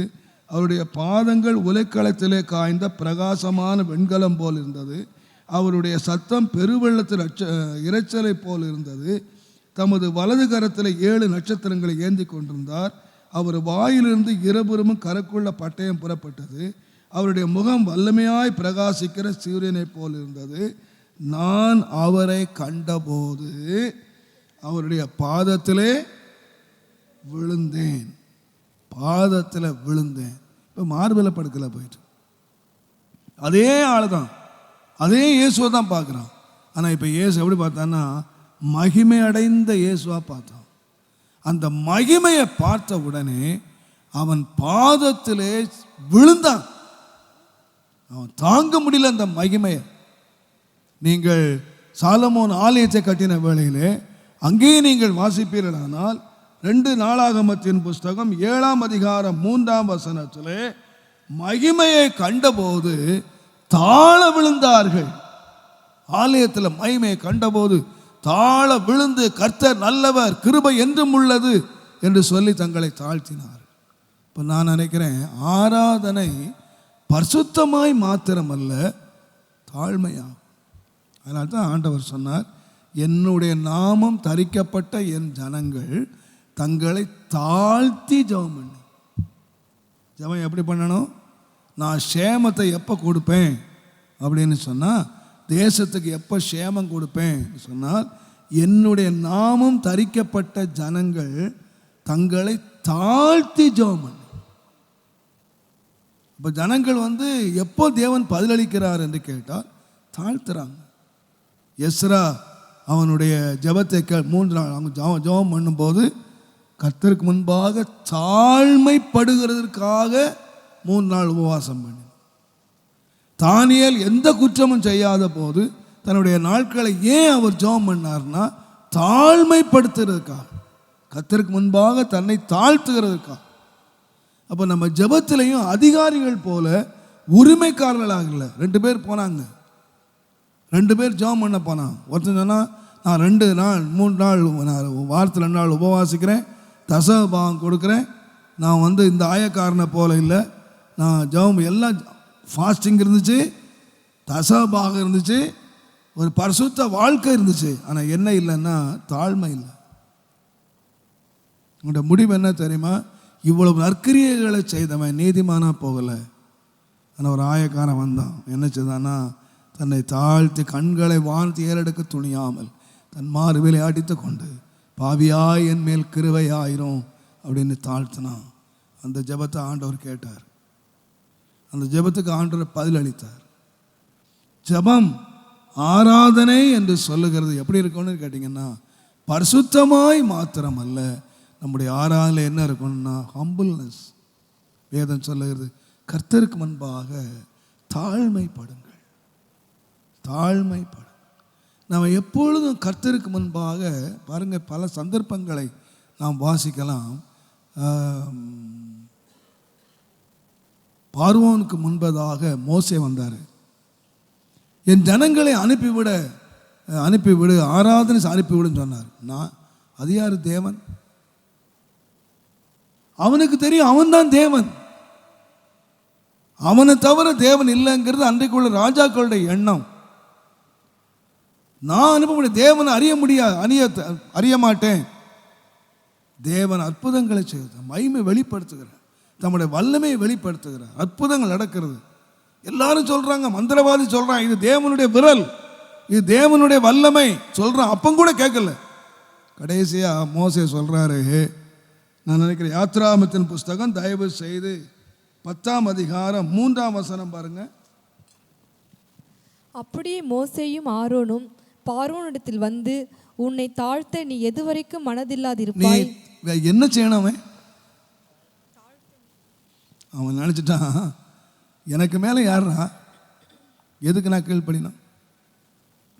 மோசே ஆரோன்னு கேட்குறாங்க, ஏப்பா நீ கொஞ்சம் தாழ்த்திட்டா போதும்ப்பா, நீ கொஞ்சம் தாழ்த்திட்டா போதும், நீ தாழ்த்த எது வரைக்கும் மனதில்லாதிருப்பாய்.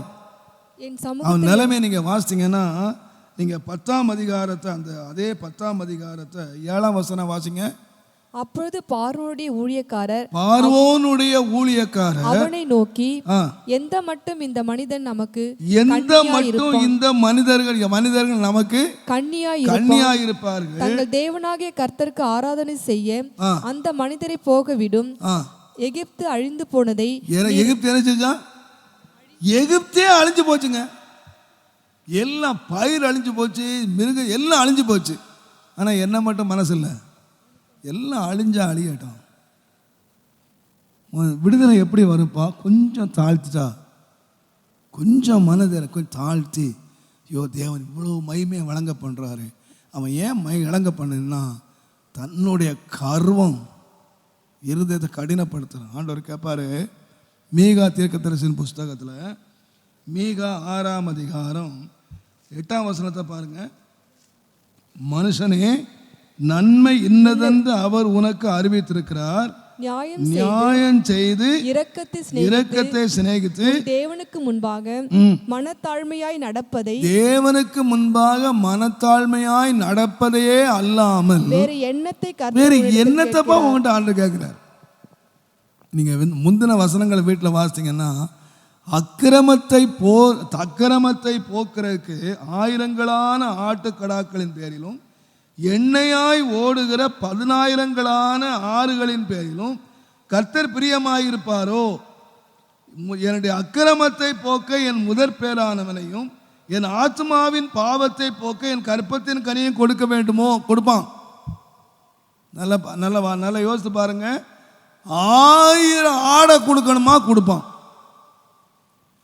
எண்ணெய் ஆறா ஓடுற மாதிரி எண்ணெய் ஊற்றணுமா? ஊற்றுவான். தன்னுடைய முதற் பேரானவனை பலியா கொடுக்கணுமா? கொடுப்பான். தன்னுடைய கற்பத்தின் கனியை ஆண்டவருக்கு பலி செலுத்தணுமா? கொடுப்பான். என்ன மட்டும் செய்ய மாட்டான். தாழ்த்த மாட்டேன். அவனுக்காக என்ன கொடுக்கணும்? 1000 ஆடு கொடுக்கணுமா? 6 ஓடுறதுக்கு எண்ணெய் ஊற்றணுமா? ஆடு கொடுப்பான், எண்ணெய் கொடுப்பான், ஏன் பிள்ளையே கூட கொடுப்பான்.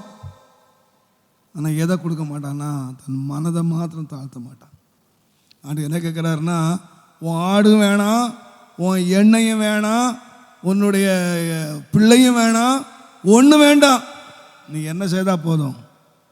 தாழ்த்தினா போதும்ப்பா. நீ கர்த்தருக்கு முன்பாக மனத்தாழ்மையாய் நடந்தால் வேற என்னத்தப்பா நான் உன்கிட்ட கேட்குறேன்? உன்கிட்ட காணிக்க கேட்டேன், பொன்னையாக கேட்டேன், வெள்ளியாக கேட்டேன். நீ கொஞ்சம் தாழ்த்தினா போதும்ப்பா. நீ தாழ்மையாய் நடப்பதை அல்லாமல் வேற என்னத்தை கேட்குறார்? ஆகாப் ராஜாவை அழிவுக்கு ஆண்டவர் சொல்லிட்டாரு. ஆகாப் ராஜா மேலே தீர்ப்பு எழுதியாச்சு. எலியா சொன்னா அவனுடைய தீர்ப்பை எழுதியாச்சு அவன் மேலே. ஆனாலும் ஆண்டவர் சொன்னார், அவன் எவ்வளோ தாழ்மையாக நடந்துட்டான் பற்றி. அவன் போய் உட்கார்ந்து அழுது அவன் அழுகுறான். ஆண்டவர் கேட்குறாரு, என்கிட்ட எவ்வளோ மனத்தாழ்மையாக. நான் நினைக்கிறேன் தேவனுடைய நாமத்துக்கு மகிமை உண்டாவதாக. 1 ராஜாக்களின் புஸ்தகம், தேவனுடைய நாமத்துக்கு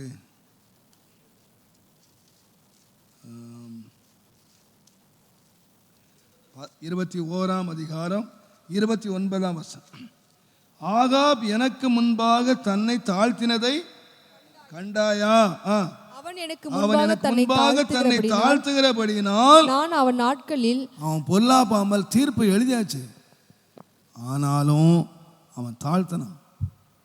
உடனே தேவன் அந்த தாழ்மைக்கு ஒரு பலனை கொடுக்கிறார். 1,20,000 பேர் உள்ள நினிவே பட்டணத்தின் மேல ஆண்டவர் தீர்ப்பை எழுதிட்டாரு. 40 நாள் ஜட்ஜ்மெண்ட் எழுதியாச்சு. 40 days பட்டணம் அழிக்கப்படும். அவங்க எல்லாரும் என்ன பண்ணாங்கன்னா அந்த வார்த்தையை விசுவாசிச்சு தேவனுக்கு முன்பாக விழுந்து கடந்து தங்களை தாழ்த்தினாங்க. தேவன் தன்னுடைய வார்த்தையை வாபஸ் வாங்கிட்டாரு. பாருங்க, தேவன் எதை விரும்புகிறான்னு கேட்டிங்கன்னா, எனக்கு முன்பாக மனத்தாழ்மையாக நடந்துக்கப்பா. அவருடைய மகிமையை ஒருவன் பார்த்த போது அவன் தன்னை தாழ்த்துகிறான். இப்போ நம்முடைய ஆராதனை எப்படி இருக்கணும்னு கேட்டிங்கன்னா, பரிசுத்தத்தோடு மாத்திரம் இல்லை, தாழ்மையோடு இருக்கணும். ஆண்டவரே உமக்கு முன்பாக நான், அதனால்தான் சங்கீதக்காரன் சொன்னான், அவருக்கு முன்பதாக பணிந்து குனிந்து. என்ன வார்த்தைகளை பரிசுத்தம் யூஸ் பண்ணிக்காங்க பாருங்க. அவருக்கு முன்பாக எப்படி வரணுமா? பணியணுமா, குனியணுமா, முழங்கால் போயிட்டுவான் அவருக்கு. அப்போ அவங்கெல்லாம் பரிசுத்தவான்கள் அன்றைக்கு ஆண்டவருக்கு முன்பாக ஏன் பணிஞ்சு குனிஞ்சு முழங்கால், ஏன் அந்த வார்த்தைகளெல்லாம் பயன்படுத்தினாங்க? இவ்வளோ பெரிய ஒரு தேவனுக்கு முன்பதாக இன்றைக்கு யார் யாருக்கு முன்னாலுமோ சாஷ்டாங்க போடுறான். ஐயா, நான் சொல்லுவேன், விழ வேண்டிய ஒரே ஒரு இடம் எங்கே தெரியுமா? தேவனுக்கு முன்பாக தன்னை தாழ்த்தி ஆண்டவரே என்று சொல்லி. நம்முடைய ஆராதனை முதலாவதாக பரிசுத்தத்தோடு மாத்திரம் இல்லை, தாழ்மையோடு. பாருங்க, அன்றைக்கு நேபுகாத்நேச்சார் அந்த பட்டணத்தின் மேலே சுற்றி வரும்போது, இது என் மகிமை பிரதாபத்துக்கன்று, என்னுடைய வல்லமையினாலே நான் கட்டின மகா பாபிலோன் அல்லவா. அடுத்த நிமிஷம் மாடு திங்கிற புல்லு திங்கிற மாட்டை போல ஆயிட்டு. ஏரோது சிங்காசனத்தில் உட்கார்ந்துட்டு பேசும்போது ஜனங்கள் எல்லாம் சொன்னாங்க, தேவ சத்தம், இது மனு சத்தம் அல்ல, தேவ சத்தம் என்று சொன்னார். அப்போஸ்தலர் 13ஆம் அதிகாரத்தை 12ஆம் அதிகார கடைசி வசனத்தில், அவன் தேவனுக்கு மகிமையை செலுத்தாதபடியினாலே தேவன் அடித்தார், புழு சத்தம். என்ன செய்யலை? அப்பா இது தேவ சத்தம் இல்லை, இது நான் தான். இவனை தேவன் ஆக்கின உடனே இவன் என்ன ஆக்கிட்டான்னா தேவ சத்தம் என்று சொன்ன உடனே அங்கே விழுந்து அடி, புழு சத்தம். நான் சொல்ல அருமையானவர்களே, உலகத்தானே தேவ மகிமை செலுத்தலை, கர்த்தருக்கு கொடுக்க வேண்டிய மகிமை அவன் எடுத்துக்கிட்ட பொழுது அடி உளுந்ததானா? கர்த்தருடைய பிள்ளைகளாக நாம் கர்த்தருக்கு கொடுக்க வேண்டிய மகிமை எப்பொழுதும் கொடுங்கள். அந்த மகிமை நம்ம எடுக்கக்கூடாது. அவர் மகிமைக்கு பாத்திரர், அவர் துதிக்கு பாத்திரர், அவரே புகழ்ச்சிக்கு பாத்திரர். அவரே எல்லா கனத்துக்கும் பாத்திரர். நம்ம அந்த கனத்தை மகிமை யார் கை வைக்கக்கூடாது. அவர் ஒருவரே கனத்துக்கு பாத்திரர். அவருக்கு முன்பதாக நாம் எப்போதும் தாழ்மையாய் நடந்து கொள்ளுவோம். மூன்றாவதாக அது அடுத்தது நீங்கள் பார்த்தீங்கன்னா ரத்தாம்பரம். ரத்தாம்பரத்தை நீங்கள் வாசித்தீங்கன்னா, எப்போவுமே வாசித்தீங்கன்னா லூக்கா 16ஆம் அதிகாரம் 10ஆம் வசனத்தில் ரத்தாம்பர வஸ்திரம் தரித்து சம்பூர்ணமாய் சாப்பிட்ட ஐஸ்வர்யவானை குறித்து வாசிக்கிறோம். தேவனுடைய நாமத்துக்கு மகிமை உண்டாவதா. எஸ்தர் 8ஆம் அதிகாரம் 15ஆம் வசனத்தில் மொர்தெகாய் ரத்தாம்பரம் தரித்தவனாக அவன் எழும்பி வந்ததை நாங்கள் வாசிக்கிறோம். தேவனுடைய நாமத்துக்கு மகிமை உண்டாவது. அப்போ இந்த ரத்தாம்பரம் என்று சொல்லுகிற இங்கே அதிகமான வேதத்தில் வாசிங்கன்னா, வெளிப்படத்தில் கூட இந்த ரத்தாம்பரம் வாசிக்கலாம். இந்த ரத்தாம்பரம் எதை காட்டுகிறதுனா ஒரு நிறைவை காட்டுகிறது. ஒரு நிறைவு, ஒரு திருப்தி. அவன் ரத்தாம்பரம் உடுத்தவனாக நல்ல திருப்தியாக சாப்பிட்டான். இந்த ரட்டு உடுத்தவனாக வாசலில் கடந்த மொர்தெகாய் இப்போ ரத்தாம்பரம் உடுத்தவனாக ஒரு பெரியவனாக இப்போ பெரிய சந்தோஷமாக வந்துக்கிட்டு இருக்கிறான். ரத்தாம்பரம் எதை காட்டுகிறேன்னு கேட்டால் ஒரு ஐஸ்வர்யம், ஒரு சாட்டிஸ்ஃபைட் லைஃப். நம்ம ஆண்டவர் பரலோகத்தை நம்ம நோக்கும்போது நான் சொல்லுவேன், நாம் ஒரு தரித்திரர்களாக இல்லாதவர்களாக அல்ல, இருக்கிறவர்களாக நாம் நிற்கணும். இஸ்ரவேல் ஜனங்களுக்கு எல்லாமே இருந்துச்சு. நான் கடந்த வாரம் சொன்னது போல் அவங்ககிட்ட வெள்ளி இருந்துச்சு, அவங்ககிட்ட பொண்ணு இருந்துச்சு, விலையேறப்பெற்ற முத்துக்கள் இருந்துச்சு, பல நல்ல விலையேறப்பெற்ற கற்கள் இருந்துச்சு. அதெல்லாம் கோயிலுக்கு கொடுத்தானுங்கல்ல. அப்போ அதெல்லாம் யார்கிட்ட இருந்துச்சு? யார்கிட்ட இருந்துச்சு? என்னைக்காச்சும் சொன்னானுங்களா? ஆண்டவரே எனக்கு வெள்ளி கொடுத்ததுக்காக நன்றி, எங்களுக்கு 40 வருஷம் நாங்கள் 430 வருஷம் அடிமையாக கிடந்தோம், அதுக்கு எங்களுக்கு போனஸ் எல்லாம் கொடுத்து எங்களை இவங்ககிட்ட வெள்ளியை பொண்ணையும் கொள்ளை சும்மா அனுப்புனார். 430 வருஷம் இவன்கிட்ட வேலை வாங்கினதுக்கு கடைசியில் போகும்போது இவன்கிட்ட கொள்ளடித்தாங்க. இதுக்கெல்லாம் சோதனை பண்ணலான்னா பண்ணலை. ஆனால் எதுக்கு மட்டும் சொல்லிக்கிட்டு இருந்தான், இந்த மண்ணாக தான் இருக்குது, வெங்காயம் இல்லை, வெள்ளைப்பூண்டு இல்லை, இருக்கிற வெள்ளியவோ இருக்கிற பொன்னையோ இருக்கிற முத்துக்களையோ இருக்கிற ரத்தினத்தையோ ஒரு நாளும் சொன்னதே இல்லை. எதை மட்டும் சொன்னால், இந்த அற்பத்தனமான வெங்காயம் இல்லை, வெள்ளைப்பூண்டு இல்லை, மச்சம் இல்லை, மீன் இல்லை, கறி இல்லை, அது இல்லை, இல்லாதான் சொல்லிக்கிட்டு இருந்தான். இப்போ ஆண்டவர் சொன்னார்னா, நீ இல்லாதையே சொல்லிக்கிட்டு இருக்கிறேப்பா, என்றைக்காவது இருக்கிறத சொன்னியா? சொல்ல மாட்டான். இருக்கிறத சொல்லவே மாட்டான். தேவனை ஆராதிக்கிறதுக்கு நாம் இல்லாதையே சொல்லி பழகிட்டோம். ஆனால் நான் சொல்லுவேன், இருக்கிறத சொல்லுங்க. ஆண்டவர் சொன்னார், உள்ளவன் எவனோ யாருக்கு நம்ம யாரு கொடுப்போம்? இல்லை, ஆண்டு யாரு கொடுப்பாரா? உள்ளவன் எவனோ அவனுக்கு கொடுக்கப்படும், அவன் பரிபூர்ணமும் அடைவான். இல்லாதவரிடத்தில் இருக்கிறது இது அநியாயம். இல்லாதவங்கிட்ட இருக்கிறது அவுட்டு. ஆனால் உள்ளவங்கிட்ட என்ன இருக்குமா? எப்போ உன்கிட்ட இவ்வளோ இருக்கு, நீ வச்சுக்க, இன்னும் என்ன ஆகு, நீ பரிபூர்ணமாக இருப்பா. நம்ம என்ன சொல்லிட்டு இருக்கோம்? இல்லை இல்லைன்னா இருக்கிறது போச்சு. நான் என்ன ஆராதனை பாருங்க, நம்ம இல்லாத சொல்ற இடம் இல்லை. ஆராதனைன்னு சொல்றது ஒரு சாட்டிஸ்ஃபைடு, ஒரு திருப்தியான ஒரு வாழ்க்கை ஆண்டவர்கிட்ட. அதுதான் அந்த அந்த திருப்தி தான் என்ன கொண்டு வருதுன்னா, ஒரு தேங்க்ஸ் கிவிங், ஒரு மன நிறைவோடு கர்த்தரை. அதனால தான் ஆண்டவர் சொன்னார், கடைசியாக அவங்க தேசத்துக்குள்ளே போகும்போது, நான் ஏற்கனவே சொன்னால் திரும்ப சொல்கிறேன், உபாகமத்தின் புஸ்தகம் 2ஆம் அதிகாரம் 7ஆம் வசனமா பாருங்க.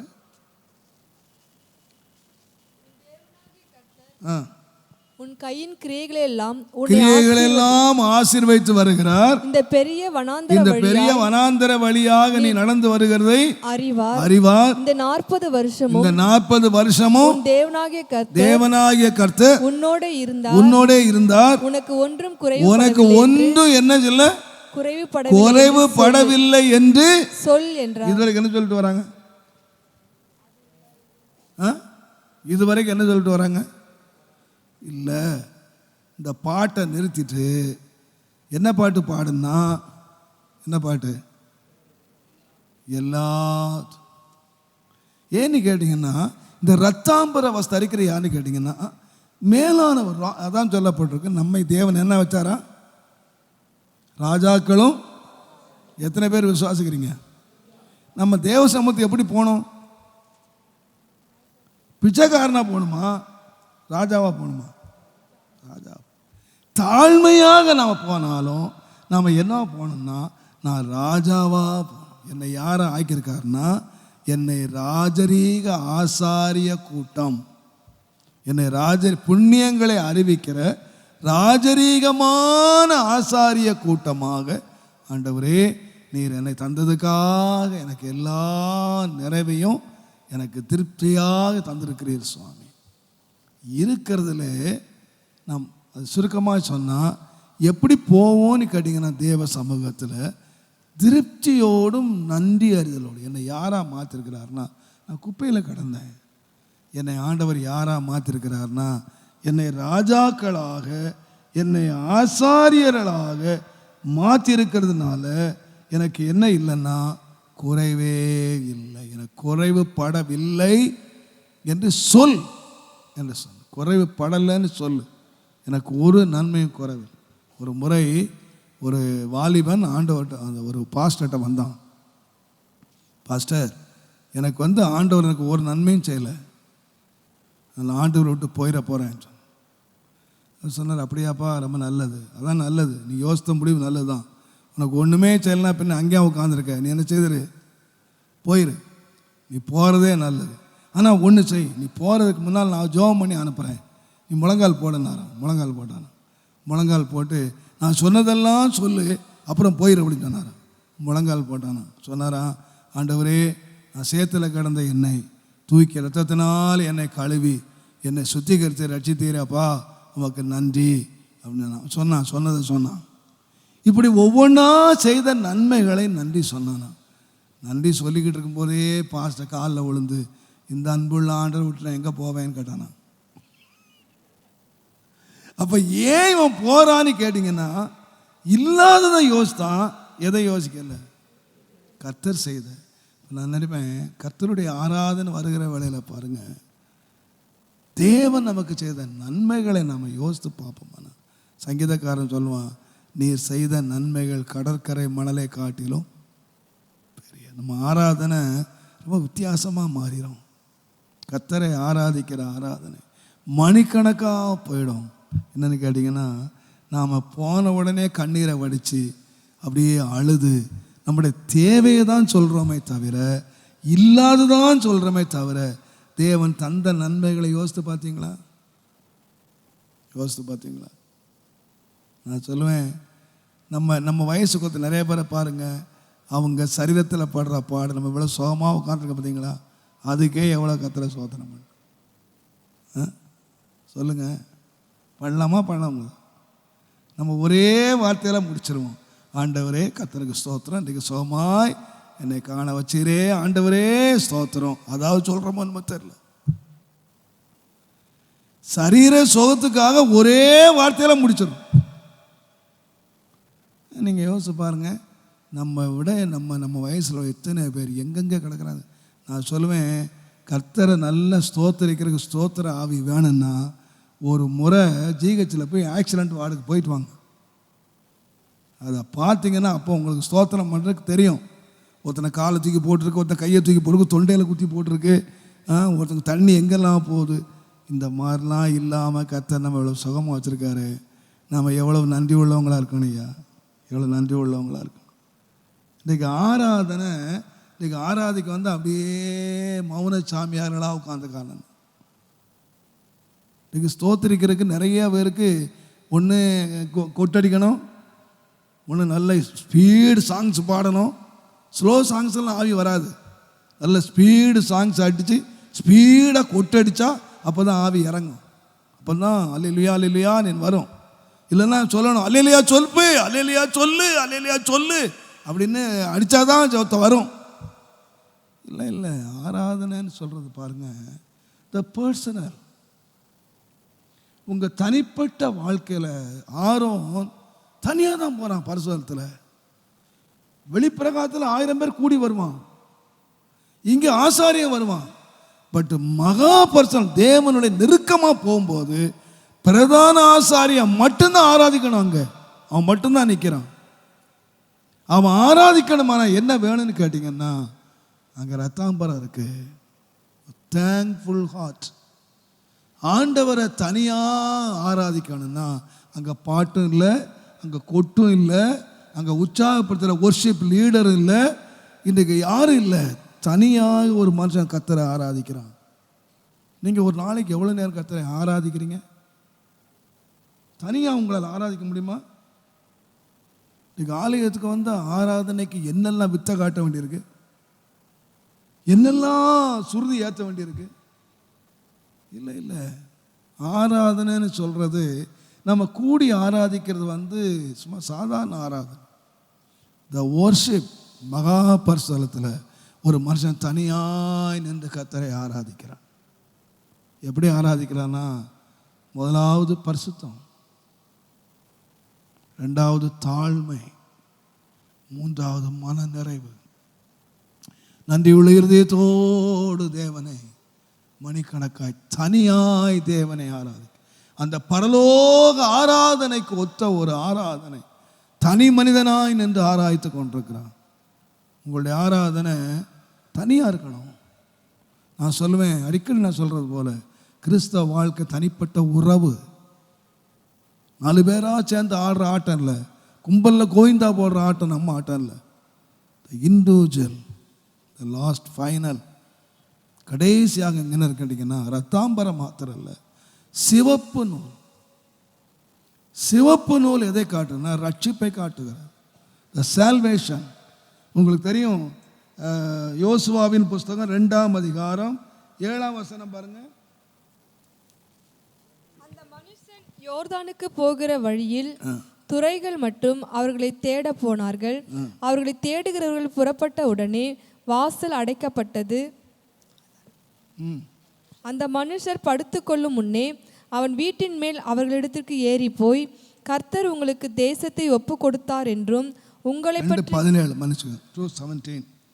அப்பொழுது அந்த மனுஷர் அவளை நோக்கி, இதோ நாங்கள் தேசத்திற்குள் பிரவேசிக்கும் போது நீ இந்த சிவப்பு நூல் கயிற்றை எங்களை இறக்கிவிட்ட ஜன்னலிலே கட்டி உன் தகப்பனையும் உன் தாயையும் உன் சகோதரர்களையும் உன் தகப்பன் குடும்பத்தார் எல்லாரும் எங்க வச்சுக்க உன்னிடத்தில் எரிகோ பட்டணத்துக்கு வேவு பார்க்க வராங்க. வேவு பார்க்க வந்து அங்க வேசி வீட்டுக்கு போறாங்க. அந்த வேசி அவளை காப்பாத்துறா. அப்போ அவன் சொல்கிறா, நான் உங்களை காப்பாற்றினேன், நீங்கள் எனக்கு காப்பாற்றணும், எனக்கு ஜீவனை தரணும். அவங்க சொல்கிறாங்க, சிவப்பு கயிற்றை கொடுத்தாங்க. இந்த சிவப்பு கயிற்றை நீ ஜன்னலில் கட்டி வை. தேவன் தேசத்தை ஒப்பு கொடுக்கும்போது நாங்கள் வருவோம். எங்களுக்கு அடையாளம் என்னன்னா சிவப்பு கயிறு தான். இந்த சிவப்பு கயிறை நாங்கள் பார்த்தோமானால் இந்த வீட்டுக்குள்ளே எல்லாரும் வச்சுக்க, உன் தகப்பன், உன் தாய், உன் சகோதரன், உனக்கு யார் யார் உண்டோ எல்லாரையும் வச்சுக்க. இந்த வீட்டுக்குள்ள இருக்கிறவன் மேல கை வச்சா அது எங்களுக்கு தண்டனை. ஆனா இந்த வீட்டை விட்டு வெளியே யார் இருந்தாலும் எங்களுக்கு ஆபத்து தெரியாது, வெட்டிடுவோம். அப்ப நீங்க ரட்சிக்கப்படணும் அப்படின்னா, நீ காப்பாற்றப்படணும்னா இந்த சிவப்பு நூல். ஆண்டவர் வெளியே கொண்டு போகும்போது கூட தங்கள் வாசல் நிலைகளில் ரத்தத்தை பூச சொன்னார், சிவப்பை பூச சொன்னார். எப்போதும் ஒரு மனுஷன் ஆராதிக்கிறதுக்கு என்ன பண்ணுன்னா, பரிசுத்தம் மாத்திரம் இல்லை, நான் சொல்லுவேன் தாழ்மை மாத்திரம் இல்லை, ஒரு நன்றி உள்ள உணர்வு மாத்திரம் இல்லை, ரட்சிப்பை கையில் ஏந்தி கொண்டு வரணும். ரட்சிப்பு நிறைவேற்றவனா நிற்கணும். ரட்சிப்புக்கு களங்கம் உண்டாக்குனவனா. ரட்சிப்பின் தலைச்சீராவை எப்போது தரித்து கொள்ளுங்கள் என்று சொல்லியிருக்கு. அந்த ரத்தத்தினால்தான் நமக்கு சொல்லுவார். எபிரேயர், சீக்கிரம் வாசிங்க, எபிரேயர் 10ஆம் அதிகாரம், நீங்கள் 19ஆம் வசனத்திலிருந்து வாசிப்பீர்களானால், எபிரேயர் 10ஆம் அதிகாரம். ஆகையால் சகோதரரே பரிசுத்த ஸ்தலத்தில் பிரவேசிப்பதற்கு இயேசுவானவரின் மாம்சமாகிய திரையின் வழியாய் புதிதும் ஜீவனுமான மார்க்கத்தை நமக்கு உண்டு பண்ணினபடியால் அந்த மார்க்கத்தின் வழியாய் பிரவேசிப்பதற்கு அவருடைய ரத்தத்தினாலே நமக்கு தைரியம் உண்டாயிருக்கிறபடியால். அப்ப தைரியம் எப்படி வந்துச்சு? இந்த பெரிய பரிசுத்த ஸ்தலத்துக்குள்ளே, இந்த மகிமையான இடத்துக்குள்ளே பிரவேசிக்கிறதுக்கு தைரியம் எப்படி வச்சு கேட்டீங்கன்னா, ரத்தத்தினால் உள்ள மீட்பு. இந்த ரத்தம்தான் நமக்கு என்ன உண்டாக்குச்சுன்னா ஒரு தைரியம். எனக்காக சிந்தப்பட்ட அந்த ரத்தம், அந்த ரட்சிப்பு. அதனால் சங்கீதக்காரன் சொல்வான் 118 சங்கீதம் 12 13 வசனத்தில், நீர் எனக்கு செய்த எல்லா உபகாரங்களுக்காக நான் என்னத்தை செலுத்துவேன்? ரட்சிப்பின் பாத்திரத்தை எடுத்துக்கொண்டு கர்த்தருடைய நாமத்தை நான் தொழுது கொள்வேன். எப்படி தொழுது கொள்வேன்? அந்த ரட்சிப்பின் பாத்திரம். ரட்சிப்புன்னு சொன்னாலே நான் சொல்லுவேன் ஒரு பெரிய ஜாய், ஒரு பெரிய மகிழ்ச்சி. சங்கீதக்காரன் பாவம் செய்த போது என்ன கேட்டான்னா, அந்த ரட்சண்ய சந்தோஷத்தை. அப்போ ரட்சண்யம் வந்தால் என்ன வரும்? ரட்சிப்பின் பாத்திரத்தை எடுத்துக்கொள்ளுவேன் சொன்னால் என்ன வேணும்னா மகிழ்ச்சி.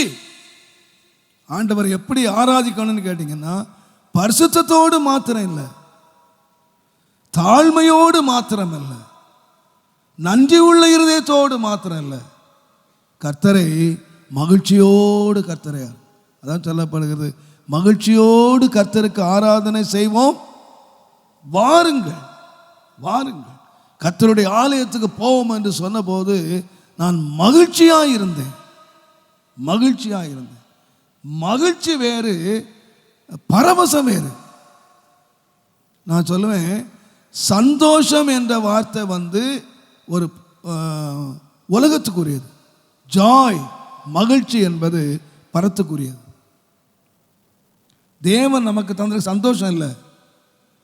சந்தோஷம் அனித்தியமான பாவ சந்தோஷங்கள். இந்த சந்தோஷம் அனித்தியமானது, ஜாய் நித்தியமானது. கர்த்தரால் மீட்கப்பட்டவர்கள் ஆனந்த களிப்புடன் பாடி சீயோனுக்கு வருவார்கள். ஏசாயா 35:10. சீயோனுக்கு வருவார்கள், நித்திய மகிழ்ச்சி அவர்களுடைய தலையின் மேல் இருக்கும், சஞ்சலமும் தவிப்பும் ஓடியே போகும். அங்கே இருக்காது. அப்போ மகிழ்ச்சி எங்க இருக்கு? தலைமையில் இருக்கு. யாருக்கு? மீட்கப்பட்டவங்களுக்கு. அப்போ நான் சொல்லுவேன், கர்த்தரை ஆராதிக்கிறதுக்கு எப்படி இருக்கணும்னா ஒரு மகிழ்ச்சியோடு கர்த்தர், துக்கத்தோடு இல்லை, கடமையோடு இல்லை. ஆண்டவரே என் ஆத்மாவை மீட்டீர் ஐயா, என் ஆத்மாவை மீட்டு பரலோகத்துக்கு ஆயத்தமாக்கினீரே. அந்த வேதம் சொல்லுது, அவர் பாடும்போது மீட்டு கொண்ட ஆத்மா மகிழும், கம்பீரித்து மகிழும். அப்போ நம்ம பாடும்போது பாருங்க, ஒரு பாட்டு ஏன் ஆண்டவர் வச்சுக்காருன்னா, நம்முடைய ஆத்மா மீட்டு கொண்ட ஆத்மா இருக்கு பாருங்க, அது கம்பீரித்து மகிழுது, கம்பீரித்து ஆனந்தம் படுகிறது. ஒரு கம்பீரம். ஆராதனை, தேவனை ஆராதிக்கிறதுக்கு என்ன வேணும்? எத்தனை பேர் மகிழ்ச்சியோடு கர்த்தரை ஆராதிக்கிறாங்க? நம்முடைய ஆராதனை பாருங்க, அவ்வளோ சந்தோஷமாக இருக்கணும். கர்த்தரை ஆராதிக்க கடமைக்காக இல்லை, கர்த்தரை ஆராதிக்கிறது வழக்கத்தின்படி அல்ல. பவுலும் சீலாவையும் கையையும் காலையும் கட்டி அடித்து உதைச்சி கிழிச்சாலும் அவங்க சந்தோஷத்துக்கு. ஏன்னா சந்தோஷம் எங்கே இருக்குன்னா இருதயத்தில். அந்த நடுராத்திரில் சரீரங்கள் காயப்பட்டாலும் அவங்க இருதயத்தில் உள்ள மகிழ்ச்சி அவங்களை ஆராதிக்க நடத்துச்சு. அங்கே யார் நடத்துல பாஸ்டர் இல்லை, அவங்கள உற்சாகப்படுத்துகிற யாரும் இல்லை. அவங்க உள்ளத்தின் மகிழ்ச்சி, நித்திய மகிழ்ச்சி தலைமையில் இருக்கும். ஆனந்த களிப்புடன் பாடுகிற வேளையில் வேதம் சொல்லுது, சஞ்சலமும் தவிப்பும். பாட்டு என்னத்தை விளக்கும்னு சொன்ன நான் சொல்லுவேன். சிலர் நினைக்கிறாங்க துதி சிறைச்சாலை கதவுகளை உடைக்கும், அதெல்லாம் சொல்லுவாங்க. எப்படிப்பட்ட பாட்டுன்னா, ஆனந்த களிப்புடன் பாடி. பாட்டு எப்படி இருக்கணும்? இதயத்தில் அப்படி மகிழ்ச்சி உண்டாகணுங்க. நம்ம அப்படி பொங்கணும், நம்முடைய மகிழ்ச்சி உண்டாகுமானா சிறையிருப்பு திரும்பும். எல்லாரும் பாடுறாங்கன்னு சொல்லி கைத்தட்டி பாடுறதில்லை. நம்முடைய இருதயத்தில் பாடி, ஆண்டவரே என் பாட்டு எங்கேருந்து வரணும்னு கேட்டிங்கன்னா, இசைக்கு பின்னால் இல்லை, என் பாட்டு இருதயத்தின் ஆழத்திலிருந்து. சந்தோஷமாக இருந்தால் சங்கீதம் பாடு. நம்முடைய ஆனந்தம் அந்த என்ன நமக்கு. நான் சொல்லுவேன், இந்த உலகத்தில் ஒரே ஒரு சந்தோஷம் என்னன்னு கேட்டிங்கன்னா, ரட்சிப்பினுடைய சந்தோஷம். நமக்கு ஆராதனை மகிழ்ச்சியோடு கர்த்தரை ஆராதிக்கும். நான் சொல்லுவேன் தாழ்மையாக ஒரு சின்ன ஒரே நிமிஷம் சொல்லிடுறேன். நான் ரட்சிக்கப்பட்ட இப்போவும் அதே தான், எனக்கு இப்போவும் அதே மகிழ்ச்சியில் கர்த்தரை ஆராதிக்க மாத்திரம் எனக்கு டைம் கிடச்சுன்னா என் பாட்டில் உட்காந்துருப்பேன். எனக்கு ஒன்றுமே தேவையில்லை, சாப்பாடு தேவையில்லை, என் பாட்டில் மணிக்கணக்காக நான் உட்காந்துருப்பேன், நாள் கணக்காக உட்காந்து கர்த்தரை ஆராய்ச்சிட்டு உட்காந்துருப்பேன். கர்த்தருடைய நாமத்துக்கு மகிமை உண்டு. ஆரம்ப நாளில் எனக்கு அப்படி கடினமாக உழைப்பேன். காலையில் வேலை ஆரம்பித்தாங்கன்னா சாயங்காலம் வரைக்கும் வேலை. சனிக்கிழமை ஒரு மீட்டிங் இருக்கும் ஸ்தோத்திரம் எங்கள் சபையில். நான் இருந்த ஆராதனை ஸ்தலத்தில் சனிக்கிழமை. இப்போ பஸ்ஸை விட்டு இறங்கி அன்றைக்கு லேட் ஆகிட்டான், ஓவர் டைம் வச்சுட்டான். எனக்கு பயங்கர துக்கம், ஐயோ டைமுக்கு போக முடியலையேன்னு சொல்லி பஸ்ஸை விட்டு இறங்கி அந்த சர்ச்சுக்கு போகிறதுக்கு ஒரு வயல் வரப்போலியாக ஓடி போகணும், நடக்கணும் இருட்டில். நான் நேரம் ஆகுதுன்னு சொல்லி லேட்டாக போகவே மாட்டேன். நான் அடித்து புரண்டு ஓடி வந்தேன். ஓடி வந்து அப்படியே ஆராய்ச்சி கர்த்தரை மகிழ்ந்து ஒரு 1.5 மணி நேரம் ஆராதனை எல்லாம் முடித்த பிறகு ஒரு சிஸ்டர் சொன்னாங்க, பிரதர் இது என்ன பிரதர் பாயெல்லாம் ரத்தமாக இருக்குது, பாயெல்லாம் ரத்தமாக இருக்குது, யார் என்ன படித்தவன்? அப்போ தான் நான் சொன்னேன் ரத்தமா அப்படின்னா அப்போ தான் எனக்கு என்ன வலிக்கிற மாதிரி தெரியுது. நம்ம கால் வலிக்குன்னு பார்த்தா நான் ஓடி வந்த பாருங்க. அப்போ ஏதோ தட்டினமாக தெரிஞ்சது, ஒரு கல் தட்டினமாக இருந்துச்சு. அந்த இதில் நான் ஒன்றும் கவனிக்கலை. பார்த்தா நகை எல்லாம் பிச்சுட்டு போயிருக்கு. இன்னும் கூட நகைலாம் சரியாக வரல. அது கூட எனக்கு தெரியல. ரத்தம் அப்படி அந்த 1.5 மணி ரத்தம் போயிருக்கு, அவ்வளோ போயிருக்கு, எனக்கு தெரியாது. ஆனால் எனக்கு அப்படி மகிழ்ந்து கர்த்தரை ஆராதிச்சு. அதுக்கப்புறம் என்ன பிரதர் இப்படி காலு நகமெல்லாம் பிடிச்சிட்டு போய் சதையெல்லாம் கிழிச்சிட்டு போயிருக்கு, என்ன பிரதர் இப்படி இருக்குங்க? எனக்கு தெரியல பாஸ்டர். நான் சொல்ல குடிகார மாதிரி கர்த்தரை ஆராதிச்சு, ஒரு ட்ரங்கர். அதனால சொல்லியிருக்கு, நீங்கள் மதுபான வெறி கொள்ளாமல் ஆவியினால் நிறைந்துன்னு சொல்லிருக்கு. அப்போ அவன் என்னத்தில் ஆராதிக்கிறான்? தண்ணி அடிச்சிட்டானா என்ன ஆராதனை பண்ணுறான்? அவன் மதுபானத்தில் பண்ணுறான். நம்ம எதில் நிறைஞ்சு ஆராதிக்கிறோம்? மகிழ்ச்சியோடு நம்ம அந்த மகிழ்ச்சியை காத்து அப்போ ஆராதிக்கணுங்க. ஒரு 5 நிமிஷம் எடுத்துட்டேனா, ஏன்னா இதை ஒன்று மட்டும் எடுக்க முடியாது. ஃபர்ஸ்ட் நம்ம பரலோக ஆராதனைக்கு வரும்போது முதலாவது பரிசுத்தம், 2வது தாழ்மை, 3வது மன நிறைவு, 4வது கர்த்தரிலே மகிழ்ச்சி. இந்த மகிழ்ச்சியோடு கர்த்தரை ஆராதிங்க. நான் சொல்லுவேன், தேசமே பயப்படாதே, மகிழ்ந்து களிகூறு, கர்த்தர் பெரிய காரியங்களை செய்வார். கர்த்தரில் எப்போதும் மகிழ்ச்சியாக இருப்போம், சஞ்சலமும் தவிப்பும் ஓடியே போகும். எங்கள் அன்பின் ஆண்டவரே, நன்றி உள்ள இருதயத்தோடு நாங்கள் உம்மை துதிக்கிறோம். மகா பரிசுத்த ஸ்தலத்திலே தனித்தவனாய் ஆசாரியனாய் இந்த ஆரோன் உள்ளே பிரவேசிக்கும் போது உம்முடைய பரலோக ஆராதனையை கேருபீன்களும் சேராபீன்களும் மேலே ஆராதிக்கிற வானத்தின் ஆராதனையை அவன் தலை நிமிர்ந்து பார்த்திருப்பான். ஐயா, அவன் பார்த்தபோது அந்த பரலோக தூதர்கள் எங்கே இருந்து ஆராதிக்கிறார்கள் என்று பார்த்திருப்பான். அந்த பரலோக ஆராதனையின் சாயலாக இந்த பூலோகத்திலே ஆராதிக்க வேண்டும் என்று கட்டளை பெற்ற ஆரோன் பரிசுத்தத்தையும் தாழ்மையும் நன்றியுள்ள மன நிறைவையும் எல்லாவற்றுக்கும் மேலாக உமக்கு முன்பாக மகிழ பண்ணுகிறீரே அப்பா. அறுப்பிலே மகிழுகிறது போல, கொள்ளை உடைமையை பங்கிட்டு கொள்ளுகிறதிலே களிகூறுகிறது போல உமக்கு முன்பாக ஜனங்களை களிகூற பண்ணுகிறீர், மகிழ்ச்சியை பெருக பண்ணுகிறீர் இருக்கிறதே. எங்கள் ஆராதனை அப்படி மகிழ்ச்சியோடு உள்ள ஆராதனையாய் இருக்க எங்களை பலப்படுத்தும், எங்களை ஆசீர்வதியும். நீர் விரும்புகிற ஒரு ஆராதனை நாங்கள் ஆராதிக்க எங்களுக்கு உதவி செய்யும், நடத்தும். இயேசுவின் நாமத்தில் பிதாவே.